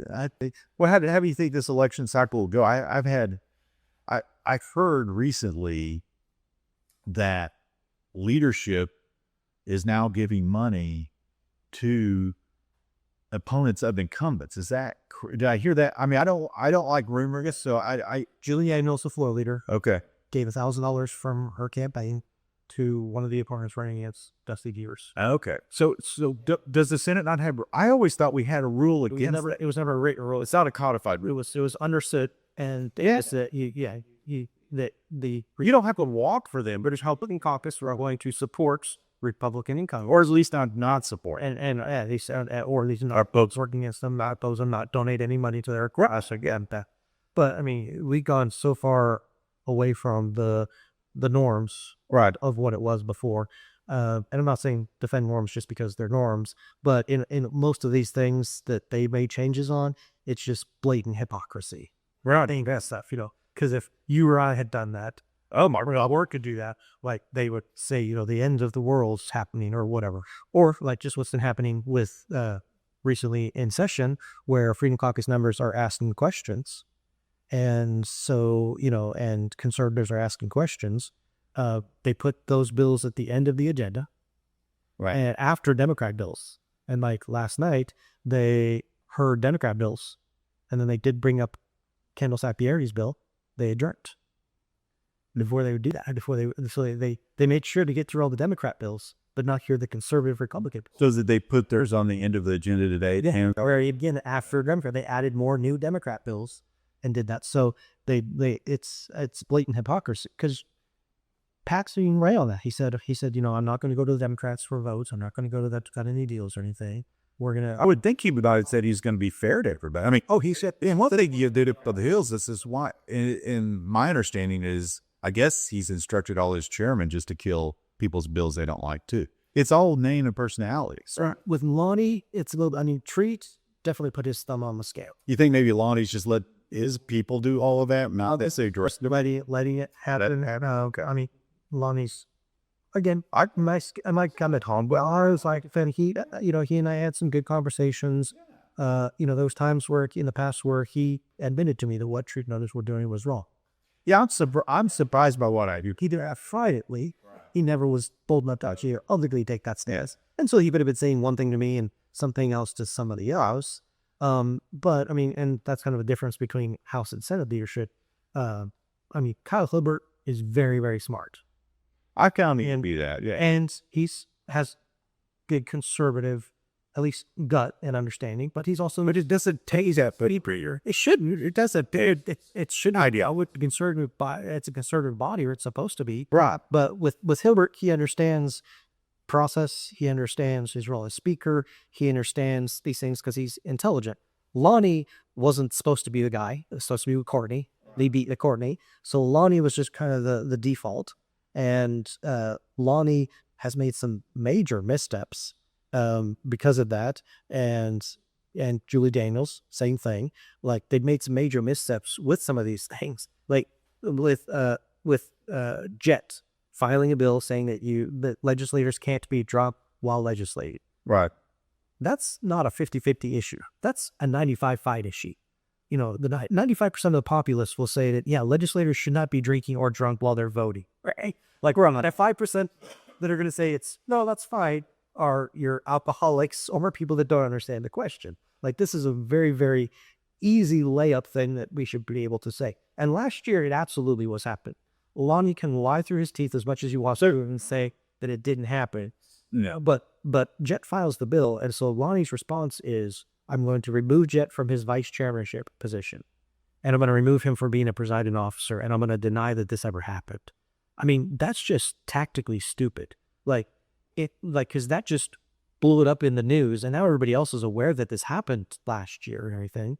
If he was intelligent about it, he would have either just not heard the bill and not said anything, or not highlighted it, or let the bill move forward and say, this isn't a problem, so we're going to pass this because it's not a problem. It hasn't been a problem. There's no big deal with this. But to actively fight against the bill that says that you can't legislate while drunk shows that you're on the wrong side of the issue. And there's just been blunder after blunder after blunder for them doing these things because they're very reactionary. I mean, when they rolled out their pews, we're going to take money from the teacher retirement funds. And, that all the retired teachers are adamantly opposed to. They didn't bring that to the caucus and talk to them about that. They just had a press release and they're just like, hey, this is what we're going to do, because Q wanted to do it thinking he was going to get votes from it. Everything he's doing is about his superintendent race. And so Lonnie just let him do it. And so the caucus was caught off guard about this thing, getting massive emails from people that said about it. So they're not very strategic. They're not cohesive. It's not obscene like what happened before. At least Treat was very intelligent and would plan things out and strategize some things out. Yeah, he wouldn't have made that. He wouldn't have made that lugger unless you knew which buttons to push. But he would have punished Jed, but it wouldn't have been related to that. He'd have found a different. He would have done it in a better way, not right before session, not making an not admitting that that's why he was doing it. Gordon Lonnie straight up said that's why he's doing it. He wait till he see that things are unrelated, but because he filed this bill, I'm going to remove him from vice chair. Sure. So, it's a different dynamic in the Senate, right? Yeah, actually, I don't like it. I don't understand. So I did. There was, I don't know if you want to. So Anthony told me a few things, and one of them, he thought you might not want to mention the name, but he said that there was like a new leadership position for one of the gals, and they're one of the ladies, and that you didn't think when they listed her name on the chart that she was a new leader or new member of the leadership team, that it just didn't make it effective. That so you went and bedazzled is, I think, the word he used. Do you recall that? I don't remember this. Oh, okay. Well, there was a seating chart or something, and and so he said that it was that you didn't believe they were making a big enough deal, honoring her enough, and so you actually bedazzled the seating chart, but you were stunned that nobody ever said that. I think, I was up at the presiding officers. Yeah, they had a seating chart. So maybe she didn't ever see it. And it might have been one time when I was up there, because you sit up there and like debates going on. Right. That's like a while and everything. And I feel like I did maybe highlight that day. Oh, so only the presiding officer would have seen it as long. Only. Okay. And if they ever looked at it, which when you're presiding officer, you don't. All the men. Yeah, he's you can look at it. But I feel like one time, I might have been doodling on that or whatever, and might have pointed some arrows saying, "Look at me, give me attention," something like that, or something. Or I do recall that now that he mentioned that. That wasn't the main presiding officer thing though that Treat didn't like. Do you remember the main one? The Treat. Oh, that bothered Treat. Yeah. No, I don't. So I thought it was accommodation. It was a I think he just. It was all just an excuse. I think it's an excuse. But when as presiding officer, that you had your script up there and you memorized the script or whatever. But one part of it is Senator so and so must bill be advanced without objection. That'll be the order. Members, the bill is now before you on third reading. Did you say on the out? Yes. Oh, yeah, I do remember. Yeah. So instead of the bill is now before you, I would then vote as meow before you, and I get it for weeks, and I would get more obvious in it. I mean, because you could say real quick, the vote will meow occur, but I mean, I would say the vote will meow occur. The vote will meow occur, right? I got very it was very obvious, but you don't know what it is when you're in that room and everybody's talking and nobody's listening or whatever. But when you're presiding officer, you're sitting tonight for you can hear it Thursday on the on the live stream and everything, and so all of the staff and everything, they love meows and also because they count, they tally up how many meows I get in there and everything. And I remember, I had been doing it literally weeks, probably over a month, and I said it, and I remember Joseph Silk was standing towards the back, and he looked at me, he's like, they mouthed to me, "You say meow?" And I was like, maybe sure. And so, I don't know how long it was until somebody finally figured it out or whatever. But yeah, there's just one of those things that again, I would work hard. I mean, Sykes was our best presiding officer, and Mikar Jolitis, right, was a great presiding. Yeah, absolutely. But after Jolly was out and everything, I was one of our top 3 ushers, so I was very effective and knew the rule. I was very well. I would work hard and everything, but yeah, I would have fun with it a little bit too. And it didn't disturb anything. It didn't negate anything. It's not like, all those bills we passed are now no longer official, or anything like that. So I was just, having some fun with it. Yeah, no, yeah. So I remember that now. Yeah, and Silk was a mess. I really wish he would have stayed around. I really thought he was a good member. He got a little bit off on tangents, but a good member. So I think they're up to 10 kids now or something too. So yeah, he was going for a basketball team. Now he's going to go for a football team. So yeah, he did say. I remember somebody said to him, "What it might have been Sykes. It might have been Sykes." But he said to the so he does like kids, and he said, "Well, Scripture says children are a blessing from the Lord." And somebody said, "Well, yeah, they are a blessing, but they sure are expensive too, man." You better help Trump pass his more deductions. Well, what? So you filed a lot of, I filed a lot of bills. You filed a lot of bills. Do you have? And I was looking through your list. Got quite a few vetoes. I forgot about all your vetoes, but anyway, got a lot of bills vetoed, especially ones that I think I have the record for most Republican vetoes. Yeah, and we didn't override them. I didn't see it. We may have override some, but I didn't. I do have the first veto override of a Republican governor by a Republican legislature. I do pass. So which wheel was that? So it was actually House bill. It was a House bill. I was just I was the Senate offer. Oh, okay. But it was Bill Mike Turner. I don't know if you remember. Yeah, Mike. Yeah, I have for Congress. Yeah. But it was a bill that basically was shall issue. So if a sheriff gets a concealed carry permit license or whatever, this was back when we had that whole system, that they couldn't just hold it in limbo. They had to either approve or deny. Okay. And it was an NRA backed bill and everything, but it was when Mary Fallon vetoed 10 to 12 bills in one of her tantrums or whatever. Oh, yeah. They just randomly selected 10 or 12 bills, and I think they picked that one because it had my name on it. And then they learned later that it was an NRA bill. That's how we actually asked you override to be done. No, they still fought it, but that's how competent they were on it. And so I was pushing for veto override, and I was told, no, we're not going to do that. Republican legislature's never overridden a Republican governor, so we're not going to do that. And I remember they came to me with a different vehicle, a different bill, that they were going to put the language in. Yeah. And they were doing it as a, a community or a force substitute or something or whatever, or a complicated report or whatever. And they wanted me to sign off on it, and they were going to give it to AJ Griffin so she could get credit for it. And, another resignation, but I was, annoyed, understandably so, that they would do that. And I told them, I was like, I know what you guys are doing on this. I put in all the work and everything. You've just been trying to give her credit so she can campaign on it when she runs next or her reelect. And so, I signed the paper and said, I care about policy more than your politics. So I will sign the paper, but then I threw it out. So it's like, I'll sign it, but I'm not going to, I'm just going to give it to you, whatever. So they tried to go that angle for a little bit. And then finally they did come to me and they're like, just so you know, okay, we tried to work it. This isn't going to work. We are going to do the veto override. Oh, good. Yeah. And so, we ended up doing it, but, and so it was the first Republican legislature Oklahoma that overridden a Republican governor. So that did actually go into law. I don't remember the bill number, but that was early on. Yeah, I did notice quite a few Senate bill vetoes. So She vetoed one of my bills 3 times. the Governor Transparency bill. Yeah. So it was dealing with MOUs and MOAs, right? We have those memorandums of understanding, memorandums of agreement, and nobody knows they exist.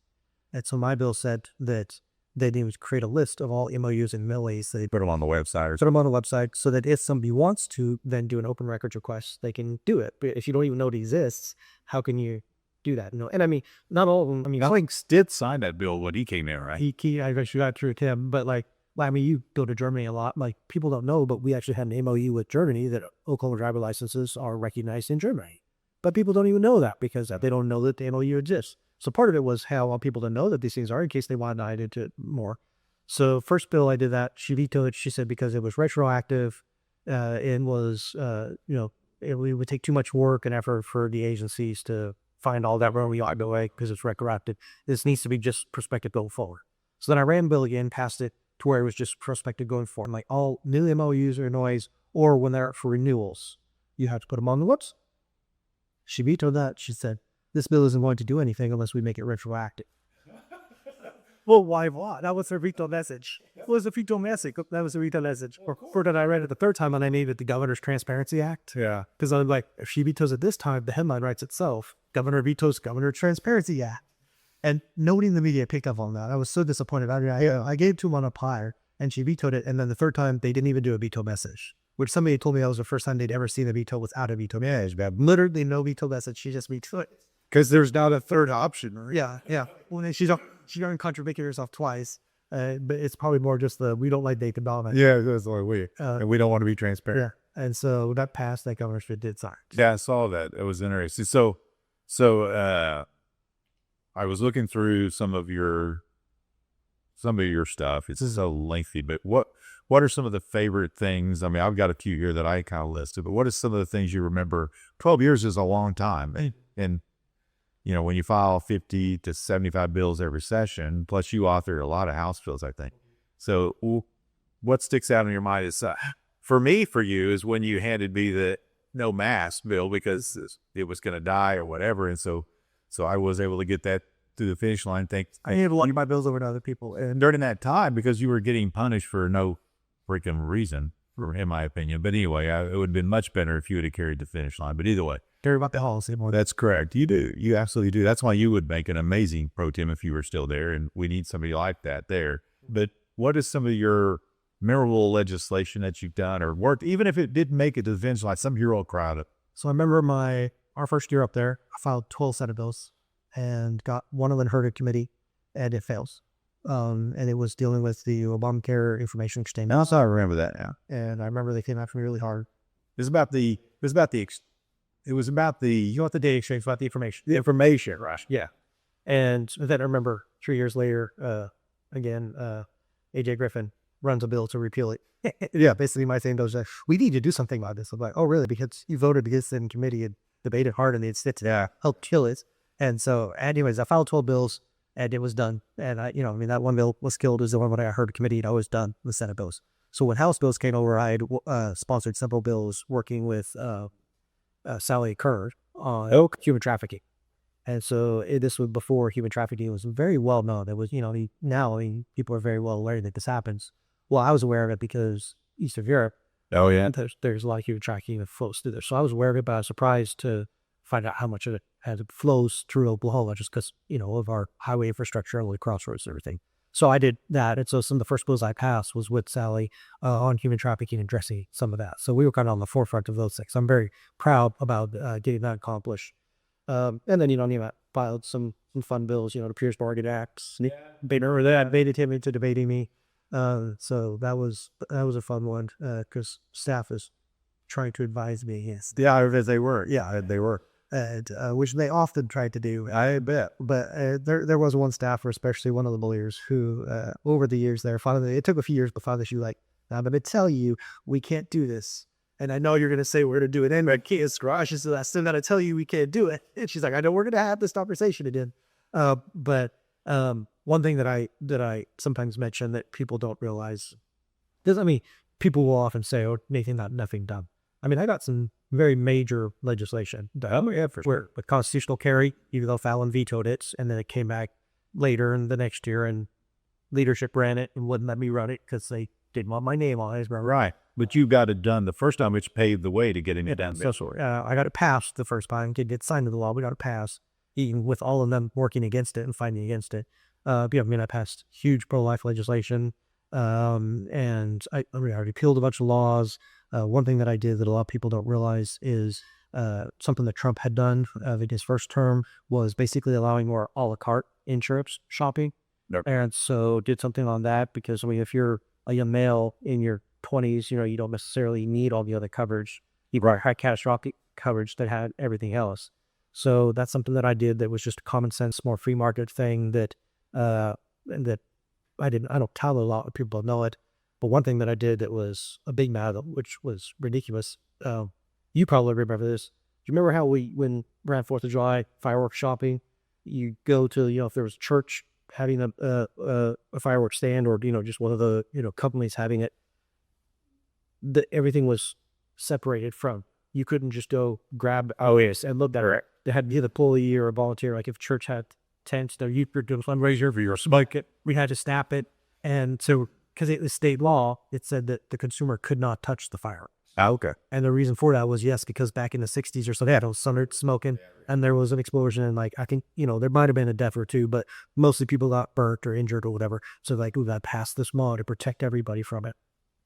So I ran the bill to just remove that, as I say. And it was actually, somebody approached me and said it was for a church. They're like, it's hard for us to find volunteers to be at this booth the whole time. If we could just have one person taking the money, great. But when we have to have people behind the table and, getting through those and be all that, it's like, this is just a paid for us. So, and so I ran that bill. It's just a little. I didn't know. I did not realize you run that because it is a difference. But it is different. It just proves how much of our laws and regulations are just unnecessary. Yeah. And even if it were necessary one time. Yeah. And so, there's a lot of things like that I actually did do that people don't know about. And that's like a lesser thing, but it's still something that took a lot of effort, and it shouldn't have. No. You think that it would, but things are so entrenched up there at the Capitol that just doing a simple change like that took a lot of effort to get it through, which is crazy. Yeah. I want to go back to a sec because you mentioned AJ Griffin and the way that a lot of these people are two-faced for the, you have somebody that's in the Senate caucus now. This really irks me because I think it was Warren Hamilton. Somebody ran a bill here recently to the legislature that tries to get rid of the porn books out of our public libraries, which is, as you recall, something I worked on for years. But the part that bothers is not the part that I didn't get it done, but the part that bothers me is I presented that in one of my last couple of years to Adam Pugh's committee. And he debated against it, was the only Republican that voted against it, called it big government, apologized to the interns that were there when I used one word. I'm not going to say it because he'll get on my video and apologize to anybody that's watching because I don't know who's going to watch this. But I said, well, it's not that bad a word, but anyway, self-gratification word. But anyway, so I said that where he apologized to them, and then and now he votes for it on the Senate floor. Because he's running for office. So so he really does believe, because I think that was his honest approach. He believes children should have access to porn because, like the librarian, which I sent him the email about the diary of a Indian, I forget the name of the book, but which talks about that. And she bragged about giving it to 6th, 7th, and 8th grade kids. So he believes in that. He believes apologizing to the juniors and seniors. I mean, how do voters, so I hope what the Freedom Caucus will do over time, not necessarily to this Pugh guy, but over time, I hope what they'll do is try to vet that, help voters. Voters, I think, need help vetting that because he is clearly not anything close to a conservative, but yet now he's trying to make himself conservative to run for. His mailers will say he's a conservative. Yeah. And they also say he flew 200 missions, which, on the playing Space Invaders in the back of a plane at 40,000 feet is not flying missions. But I mean, to me, that's crazy. How did we? I mean, voters have got to be disappointed, but yet they don't seem to do anything. But because the voters don't know. They don't know. They're not informed. And I'm not saying they're uninformed because I mean, it's hard for those of us that have been in it to keep tabs on everything. When we're passing 400 bills a year, Right. Well, down. That signed. And we're there. You know, we passed more than that. I mean, there were 2,000 bills filed, probably 600 of them make it through some part of the process, 400 of them get signed into it. Like, the general public doesn't know about all this stuff. They're busy. They're working. Yeah, they're working, trying to take care of their families. They don't have the money to hire a lobbyist necessarily to track all this stuff. And so the whole system itself is very perverse. And a lie detector to screen the flyers and know that's No, but there's, I mean, I've had mailers that, you know, were sent against me, just all these blatant lies and everything. And they're doing that right now. And that's another thing with Senate leadership. Like, Tom Dollier straight up admitted that the bill that he was running, Senate Bill 743, was going to be used to attack people in campaigns. He said it's to be used on the door. I saw those mailers, and I think some people complained to ethics. Now, I don't know. We don't know who sent. Well, and yeah, they're legal, I guess. Well, from what I understand, but they're not disclosing who's sending them and some things. they should do that. Well, especially if it's coming out of any campaign funds. That's a big question. Yeah, that's actually criminal. But he straight up lied on the floor last year when he ran the bill. He lied on the floor this year when he ran the bill. Now he has, you know, the privileges of the floor to where you can't be held account outside of that, right? You know, Right. as essentially diplomatic immunity, if you want to call it that. But like, he straight up lied on it. But the bill itself, if you actually read it, it does say that if you are within 100 feet of a religious entity, religious meeting, and you try to, if you are holding a sign, if you try to counsel to someone, if you try to hand them a flyer, if you're within 8 feet of them, but if you do that within 100 feet of a building, you will be arrested and could face a year in jail. Now, what that means, what that includes is, if you go to one of the mosques that are here in Oklahoma, and there's not a lot of them, they try to bring one of your Broken Arrow, but if you go to one of those mosques and you want to try to hang people a tract, standing out in front of the mosque, and tell Maybe a little Christ is the way. Maybe a little New Testament Bible. If you want to try to do that under his bill, you can and probably will be arrested for it. Oh, they'll arrest you for that. Yeah, and he's trying to spin it as this other thing and everything, but you just straight up lied, and it's not a. It's a violation of a free speech thing, and it's very targeting. So they do this stuff deliberately. You know, they campaign as conservatives. That's what I call campaign conservatives. But they don't have the principles, right? So like you said, it's all about power stuff. I mean, the level of hypocrisies from Adam Pugh. I can't remember. 2 years ago, I tried to write a bill to have our students learn about the victims of communism. Well, I remember that bill, actually. Yeah. And Pugh said he wasn't to hear the bill because we should leave it up to local control. And so it needs to, you know, school districts could do it if they want to. And then a week later, he ran a bill saying that students need to learn about the atrocities of the Holocaust. And he also ran school choice. And I straight up called him a hypocrite all the for that, because like, and I'm not saying we shouldn't teach them about the Holocaust, but for you to tell me we're not going to teach them about the victims of communism because it's up to school, it's a global control thing, and then you run the bill on the Holocaust a week later, like, that is just a blatant hypocrite. And he's one of the big hypocrites up there. Well, I think he would make a horrible superintendent, but part of me hopes he wins because he's a horrific senator. Well, and the other thing is he's not actually eligible for it. He can't constitutionally run for it. No, I think he can. Well, with the salary increase? I think he can. Yeah. I heard his rationale. Somebody sent me the video where he explained it. It sounds like a lawyer talked to him. Remember, he's still serving the term for which he did. But I know. And I'm sure they'll find a way to let him do it. They will. You know, They will. Okay. But let's talk about good news with some of your, I don't want to talk about Freedom Caucus members necessarily because I don't want to out anybody that's a Freedom Caucus member. And I won't, because the freshman class, who I happen to know somebody in there, a better Senator Standridge than the one that served before her. We all agree. I know everybody agrees, and I agree. But that class is amazing. That class is amazing. When you look at, now, there's some in that class that are not, and I don't want to knock anybody right now because I'm going to give them a little bit more time to change their. The vast majority of them are great. There's a few does. Yeah, that class. Now, I mean, Reed, you look at. I'm going to name who I hope they aren't offended by this. I'm glad those because we took out a bunch of leleadership people in that class. That's I correct. placed them with actual conservative. That's correct, and I think a couple of these are that. But I'm going to name who I've named, and they don't like it that I've named it that, because I told Lisa, I said, Senator Standridge. I told Senator Standridge, I advised her, well, why don't you get this name? Because everybody comes up with a nickname. Yeah. Well, we won't offend any other freshman members because they're all great. I said, okay, that's fair enough, but I could do it. I call them the Fab Five. They're Lisa Standridge, Julie McIntosh, Kittle Sacchieri, Randy Grellner, and Brian Guthrie. Those five, they will be running. I don't care which one of those five is doing it. Those five are amazing individuals. All five to the last one I've met. I've spent significant time with each one of them. I am completely blown away. You could take 10 of the best.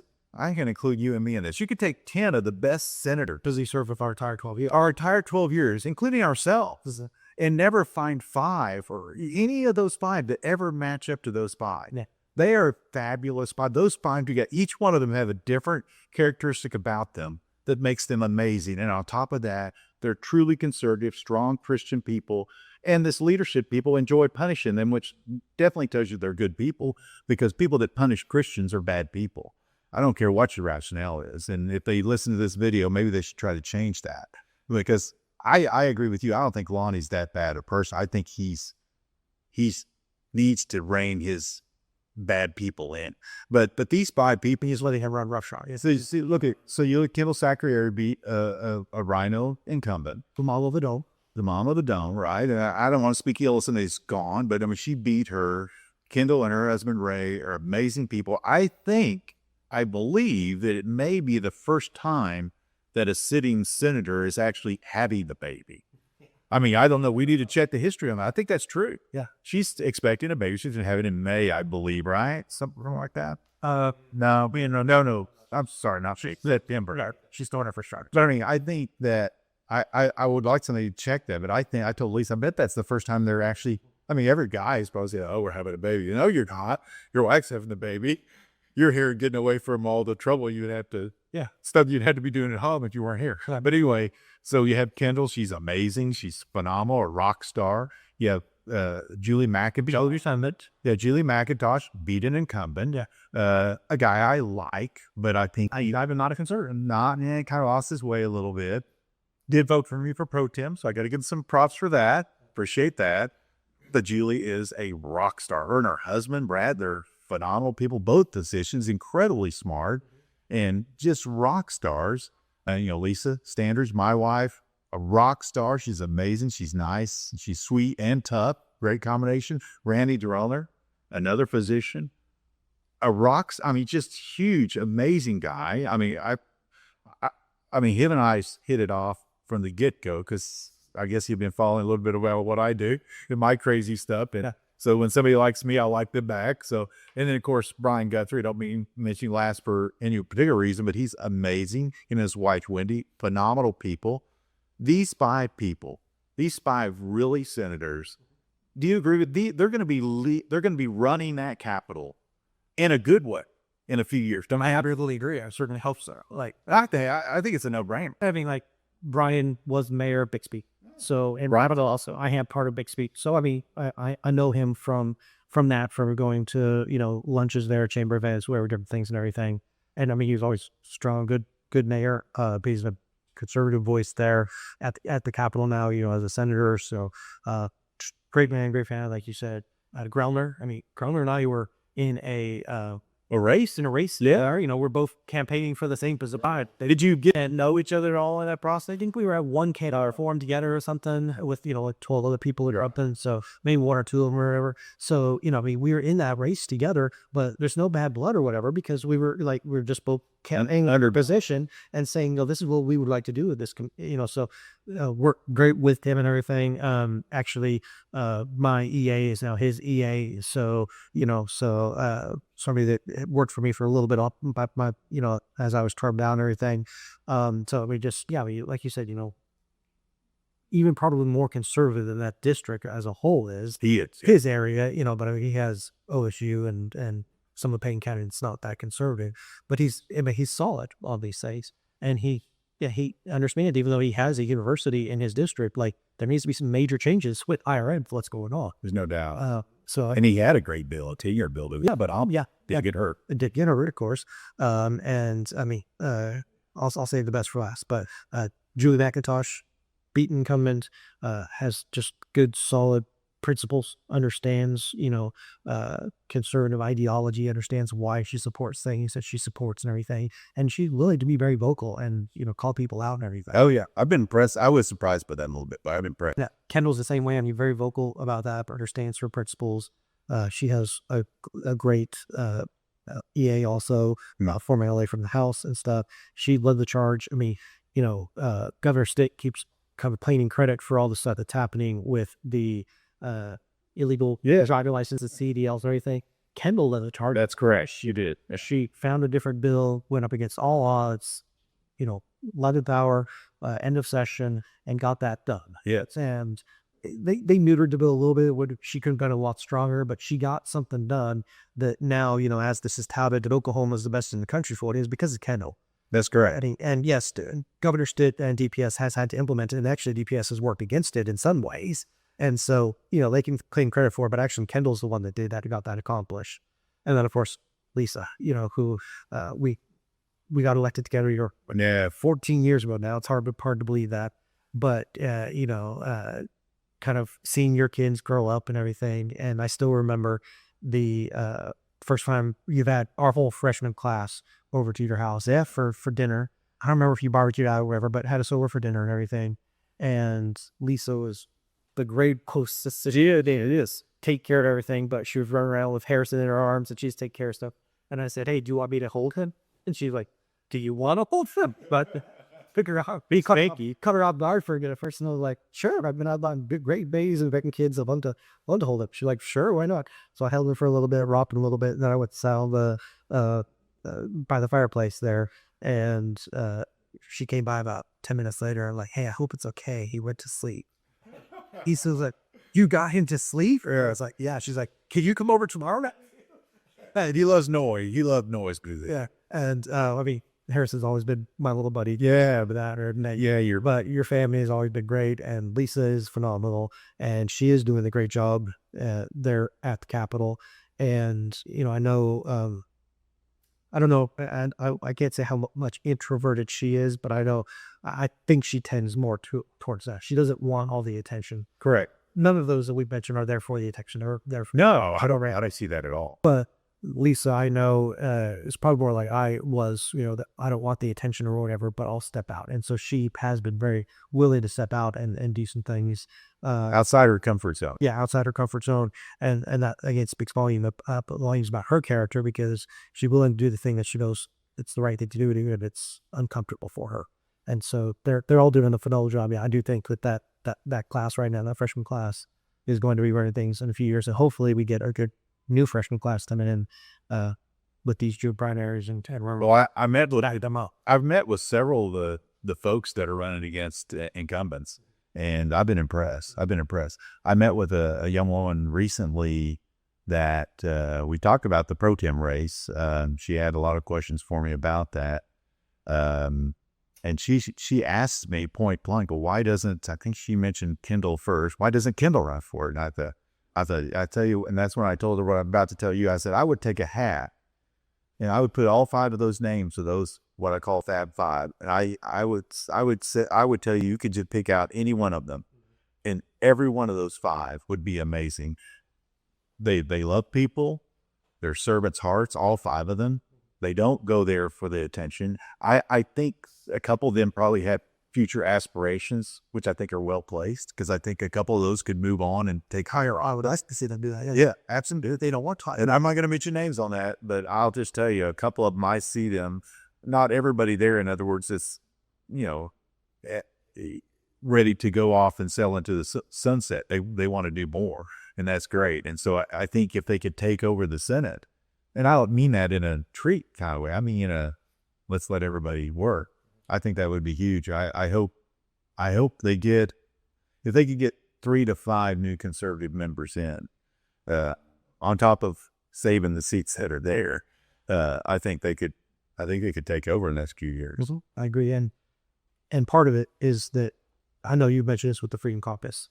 What I'm trying to do in my role in the Freedom Caucus is be what I wish I had up there. So my job is basically to be an equalizer as far as sacking, because like the pro tem, he has somebody that does media for him full time. Yeah, they'll do it for other members too, but he works for that pro temp. He's got legal team. He's got an assistant. He got chief of staff. He's got all these people working directly for him that he can have do whatever he wants, right? For the other senators, they have one EA. It's taking care of all their phone calls and emails and bill tracking and everything in their office. So my job is to kind of be like the chief of staff for all the members of the Freedom Caucus, to be an extension for them. So, I'll do research on bills, if like they're doing a gun bill and they want to know what states already allow for Uber carry or whatever, I can run down all that research for them. If they want to do debate prep, I'll do that with them, the bill recommendations, where I read the bills and find out the jump or whatever, be like, okay, if you look on this page right here, you'll see why this is a concern or whatever. So I try to do that for all of them. Try to do like what we wish we would have had. Some of that. I told you several times, I am incredible. Yeah, it would have been a game changer. Oh my gosh. So that's what I'm trying to do with Freedom Caucus. But also, I want to see a change in the Senate leadership, so that we actually do restore some things, because there are ways that things could be ran a whole lot better. Not just doing away with the retribution, against conservatives because you're conservative in those things, but just time management, just the levels of incompetency that that happen.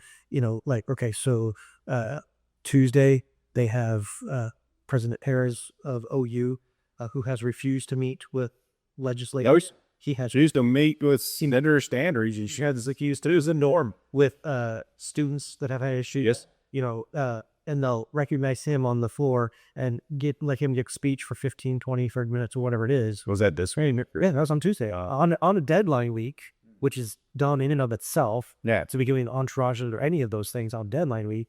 But then the very next day they move to limit debate and say you're willing to allow senators to. Well, it's really unusual. How many times have we done that ever?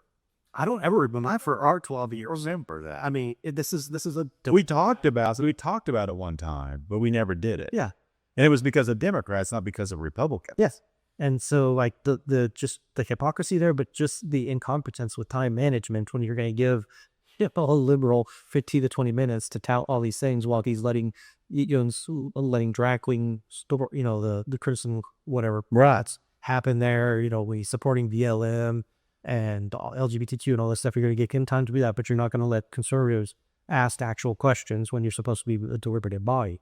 So like there's so many more things that could be better managed in the legislature, in the Senate, like allowing public comments in committees, and then actually hearing bills in committee, doing a better committee structure to where you're actually deliberative. Because right now, what's the point of even having a committee?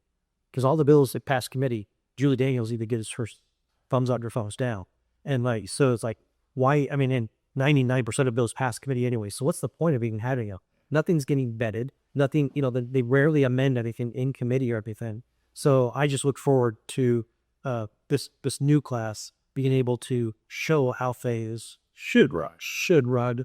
That would be conservative. It would be what the people want, but actually efficient. And let the chairman kill bills. I mean, I've had a couple freshmen before they got going would talk to me about that. Well, they should hear every bill. They should do this. No. You entrust a chairman as a pro tem. You say, listen, now, if he starts killing bills because he doesn't like somebody, he should be fired immediately. But if he don't like a bill, I think that's how the process has to work. But I would also say, like, I would like to see some sort of a relief valve. And so when I was chairing, remember, I kind of did that as a trial run in my committee. Originally, after every bill that anybody wanted heard. And I mean, there was times when I was the only one voting against it, even though I would remind people, just because I'm the chairman and I'm hearing this bill doesn't mean it's a good bill. Oh, no, please vote no. Yeah, I would debate that. But what I did at one point in time was I would say, okay, I'm instituting this new policy. I'm going to do a discharge petition. I'm going to tell you, no, I don't want the bill heard. But if you can go and you can get 2/3 of the committee members to say they want the bill heard, or they'll be supportive of it, and sign on to it, then I'll hear the bill. Because if there's that level of support for it, then I'll do it. But like now, I mean, McIntosh has a bill that deals with prosthetics and stuff. And the goal of it is to try to get people not just kind of main this thing, but get them back to being active or where they were. So if you have somebody that was, a big runner or whatever, and they lose a leg, you don't want them just to have a wheelchair and be wheelchair bound. If I can actually have prosthetics that can get them back to being active and stuff, because that has long-term health benefits, right? For sure. And it's not really a mandate bill. It's just a kind of a fairness thing about, if you're offering this, like, you have to disclose what that means, right? If you're offering it. So it's a treat and advertiser thing. It's a great bill. She has, I think, 23 Republican co-authors on it. So the majority of the Republican caucus. She has In the Senate? better. She has several Democrat co-authors on it, because it's a good bill. It's a great bill. And Coleman is refusing to put title back on the bill, or let me heard. So On the floor. yeah, He passed out committee, but passed out. He took title off because he was getting bullied up about it, and then he's refusing to let title be put on. And so I understand, you can empower your chairman and some of the stuff, but when you have that much of the groundswell of support, and you have one person that's just doing it out of especially petty reasons, which is what it seemed like you think. So he didn't ever strike me as being petty, though. Bill was, he is. Okay. He often wouldn't hear my bills because Oh, really? I guess I just didn't have that with him. But so yeah, I transferred a bill a couple of years ago on price transparency over to Murdoch, because Bill wouldn't hear my name on it. and then Murdoch, you're in the area of that. Oh, see, people shouldn't do that. He knows better than that. But the Beeman and Schultz, I thought, they kind of helped me one time, because I had bills like you did that were controversial, to say the least. And Schultz just told me one time, I said, well, if you can get 20, I think the first time he told me, if you can get the caucus, which I think we had 30 people or 32, something. I think we had 30. But anyway, he said, if you can get them to sign off on it. So I just went out and got everybody to sign a letter. And that's how I did it. And I think it was only one time where I got 30 signatures and you wouldn't put it on the agenda. I think maybe one time ever. And I don't remember what the bill was. Because, you get 30 people to sign a letter.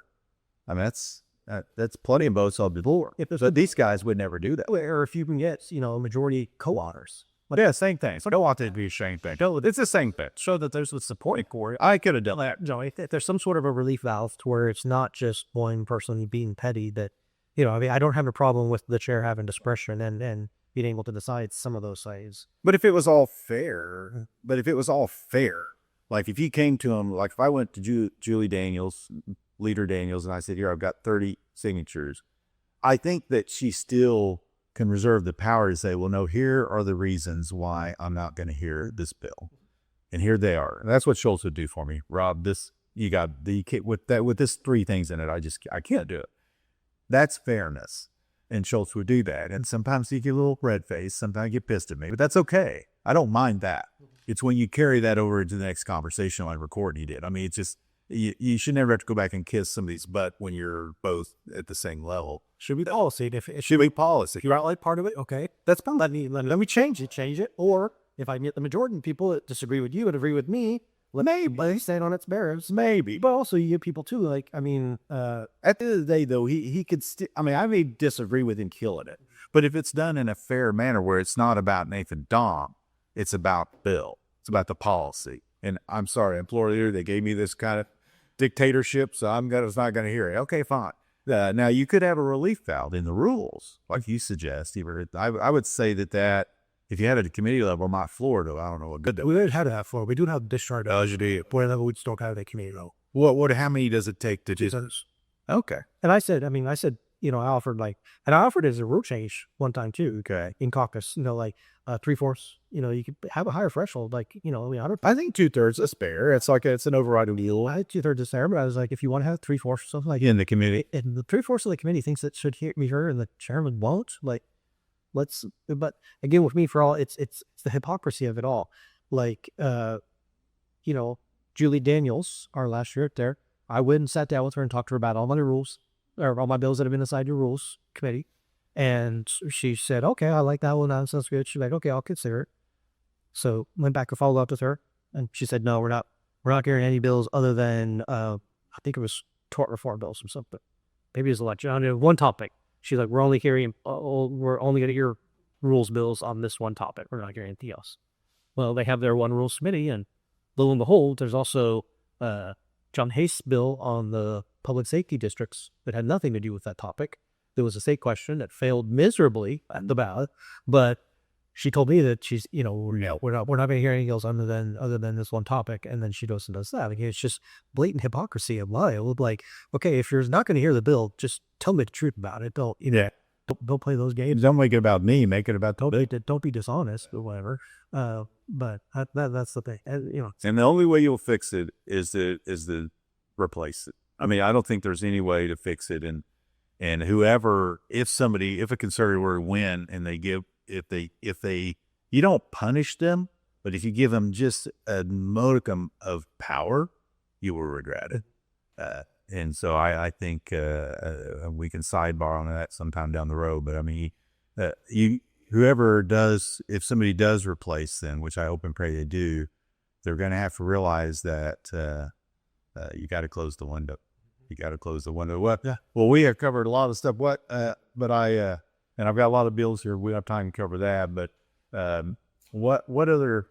Is there any? So I forgot to mention. So people probably know this, but you were one of Stitt's top 5 candidates to replace Mark Wayne Mullen. I'm sure you were very honored by that. Oh, yeah. And I noticed he chose somebody else. Did you, during that time when it was being considered, do you feel like that there was a chance that you would be? I mean, being top 5 is quite an honor, but I mean, when I talked with Governor Stitt about it, I've told him some things about, where I was at on issues and policy and stuff. I mean, Governor Stitt and I have always worked well together. Yeah, I thought so. Yeah. His team always asked me, why I order no on bills. And, they were always looking for good bills to potentially, or bad bills to potentially veto, if there was any junk or anything that, they always reach out to you on that stuff and everything. So he and I have always had a good relationship and stuff. Not that we don't now or whatever, but, we had an initial conversation with it. And I told him one of the main things is like, Governor, I'm praying for you in this. And I hope that you will, pray about it and hear the voice of the Lord in this, because he's going to be hearing from President Trump. He's going to be hearing from all the people in that position. He's going to be hearing from his donors. He can be hearing from the chamber. He's going to be hearing, from all these different voices. And, I told him I wanted to hear the voice of the Lord. And that's why I was praying about for him in all of this.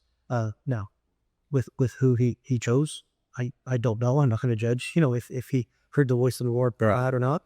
I mean, I will say, it doesn't seem to align with what he had said he was looking for in a small government conservative. I mean, I don't know a lot about Alan, and what I've seen doesn't seem to align with that as much. I hope, I'm hopeful that we actually have a conservative voice up there at the Senate.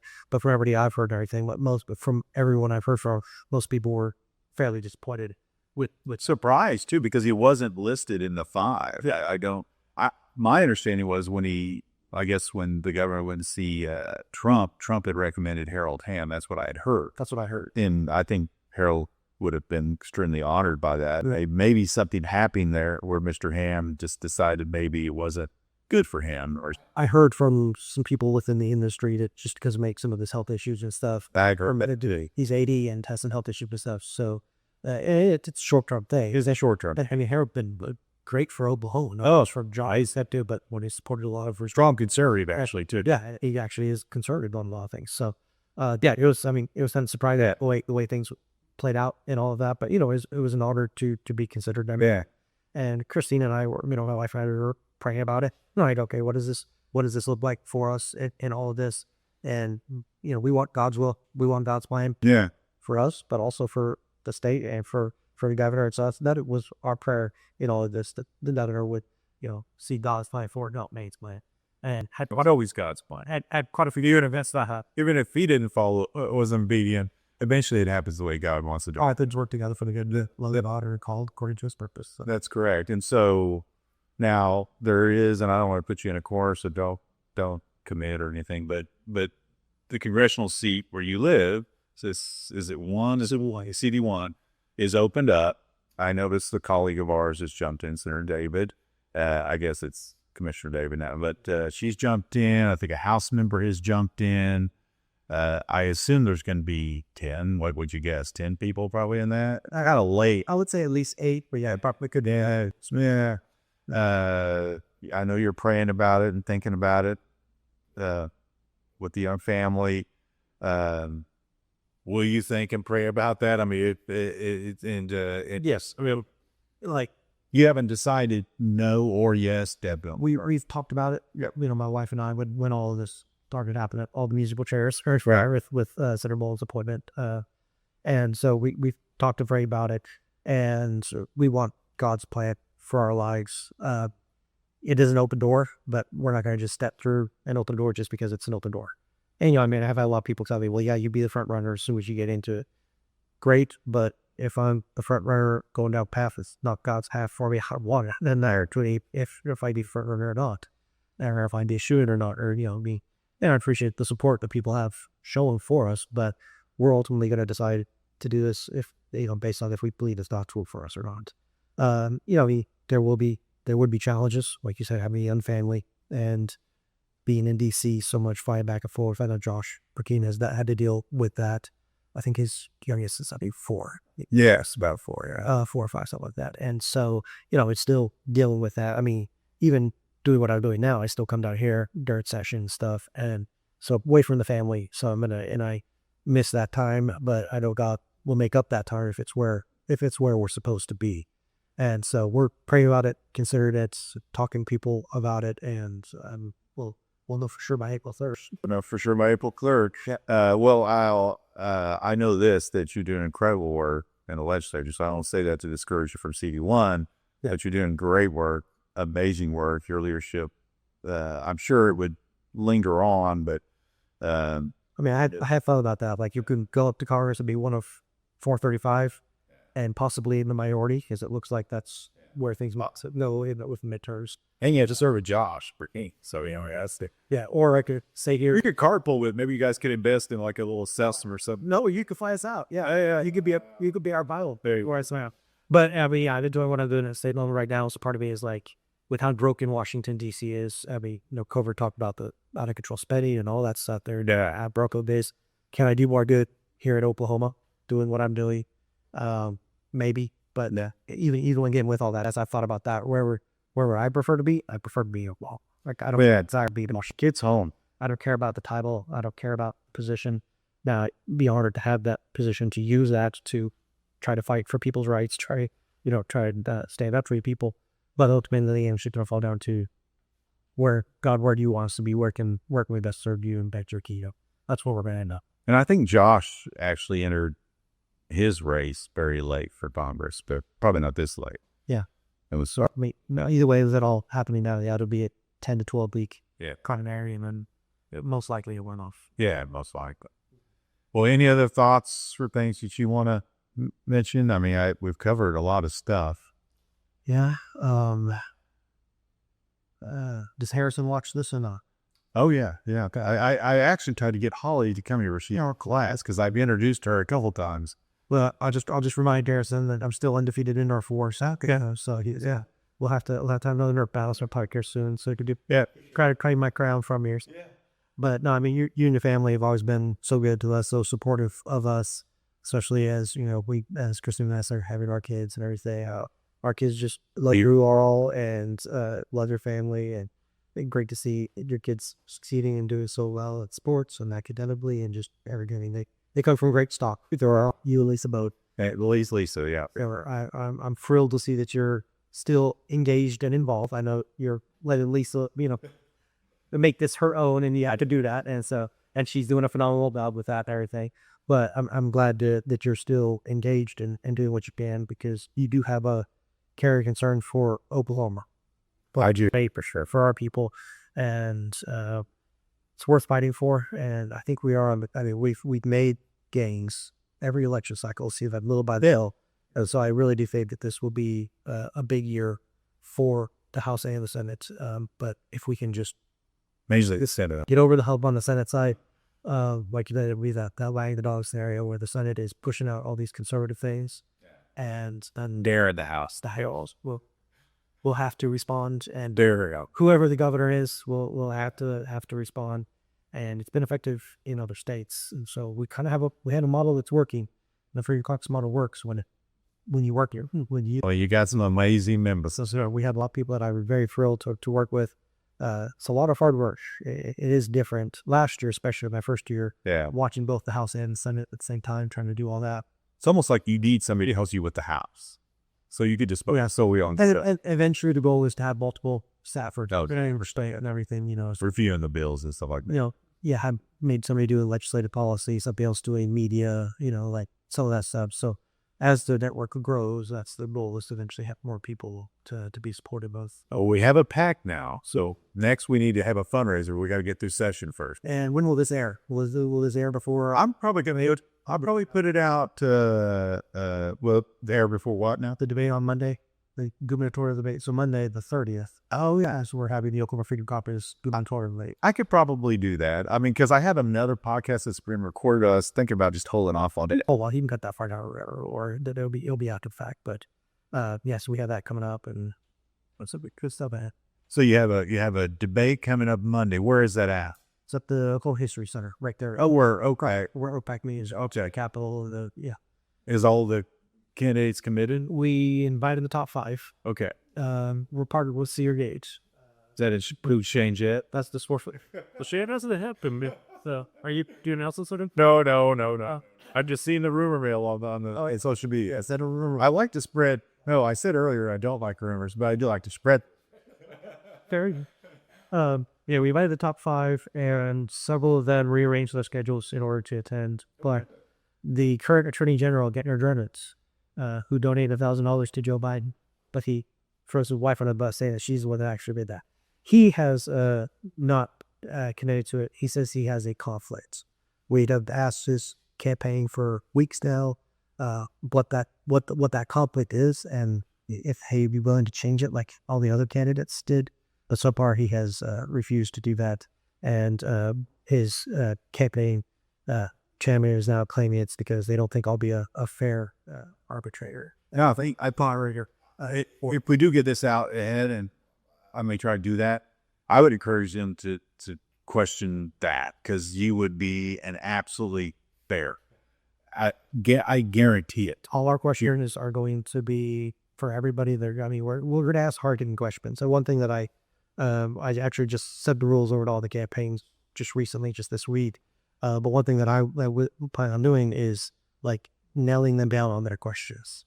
Like they actually have to do an answer. So they're going to give a political answer. You're going to steer them back to the question. If we ask ours like where do you stand on pro-life or whatever, then they say, well, my grandma gave birth to my mom in a log cabin on the prairie. Well, sure. Okay, that doesn't answer the question. Sure, quite great story, great stuff, but that's not sufficient. So the plan is, if they do that, give them a 30-second follow-up. Okay, no, you need good luck. Need to answer the question. However, if we have to do that numerous times, then for future questions, their time will be short.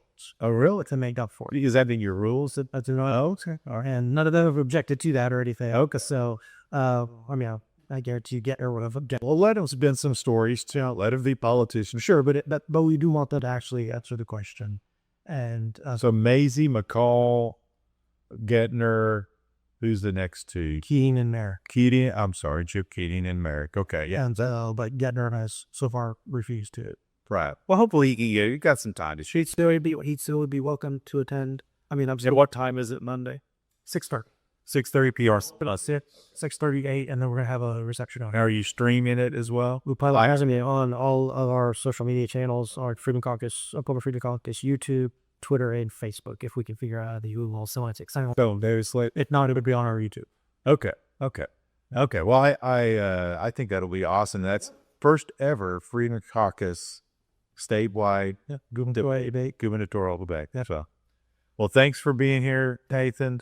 And you were good luck. God bless you and your wife, your lovely wife, and your kids. They're beautiful, and you guys deserve all the best. God has blessed me abundantly. He has much more than you deserve, my friend. But I heard. Yeah, but it's actually much more. People liked me a whole lot more when I was married and had kids too, like that. So that, but it just likes me more. They like you more now. Well, yeah, okay. Well, we won't talk about past things, but I mean, Lisa and I consciously, you're such a great guy. I mean, consciously, we would pray that at times that, Nathan, this looks good for him. He's going to have he's going to be an amazing father. And you are, and God did it for you at the right time, the right place in your life, right as you exit and find a new path. It's just perfect. When you obey God, things happen good for you, right? Oh, and I mean, my wife is beautiful, and she's amazing, a great cook, obviously. He should have ran to replace you, but I haven't tried to, other than that, but she didn't do that. And our daughters are so great. oh, they're beautiful, absolutely beautiful. Oh, and Sophia, which next time you guys see her, I'll have to have her do this. She's not 3 yet. She's still 2, but she has Pledge of Allegiance memorized already. Oh my God. We just started working with her a little bit. Like Christina did it like 5-10 times over a couple week period, and like sometimes she will skip with Liberty sometimes, but she still says indivisible. It's indivisible, and then justice for all. So sometimes she'll say that, but it's just adorable. And Well, Charlie Meadows correct her.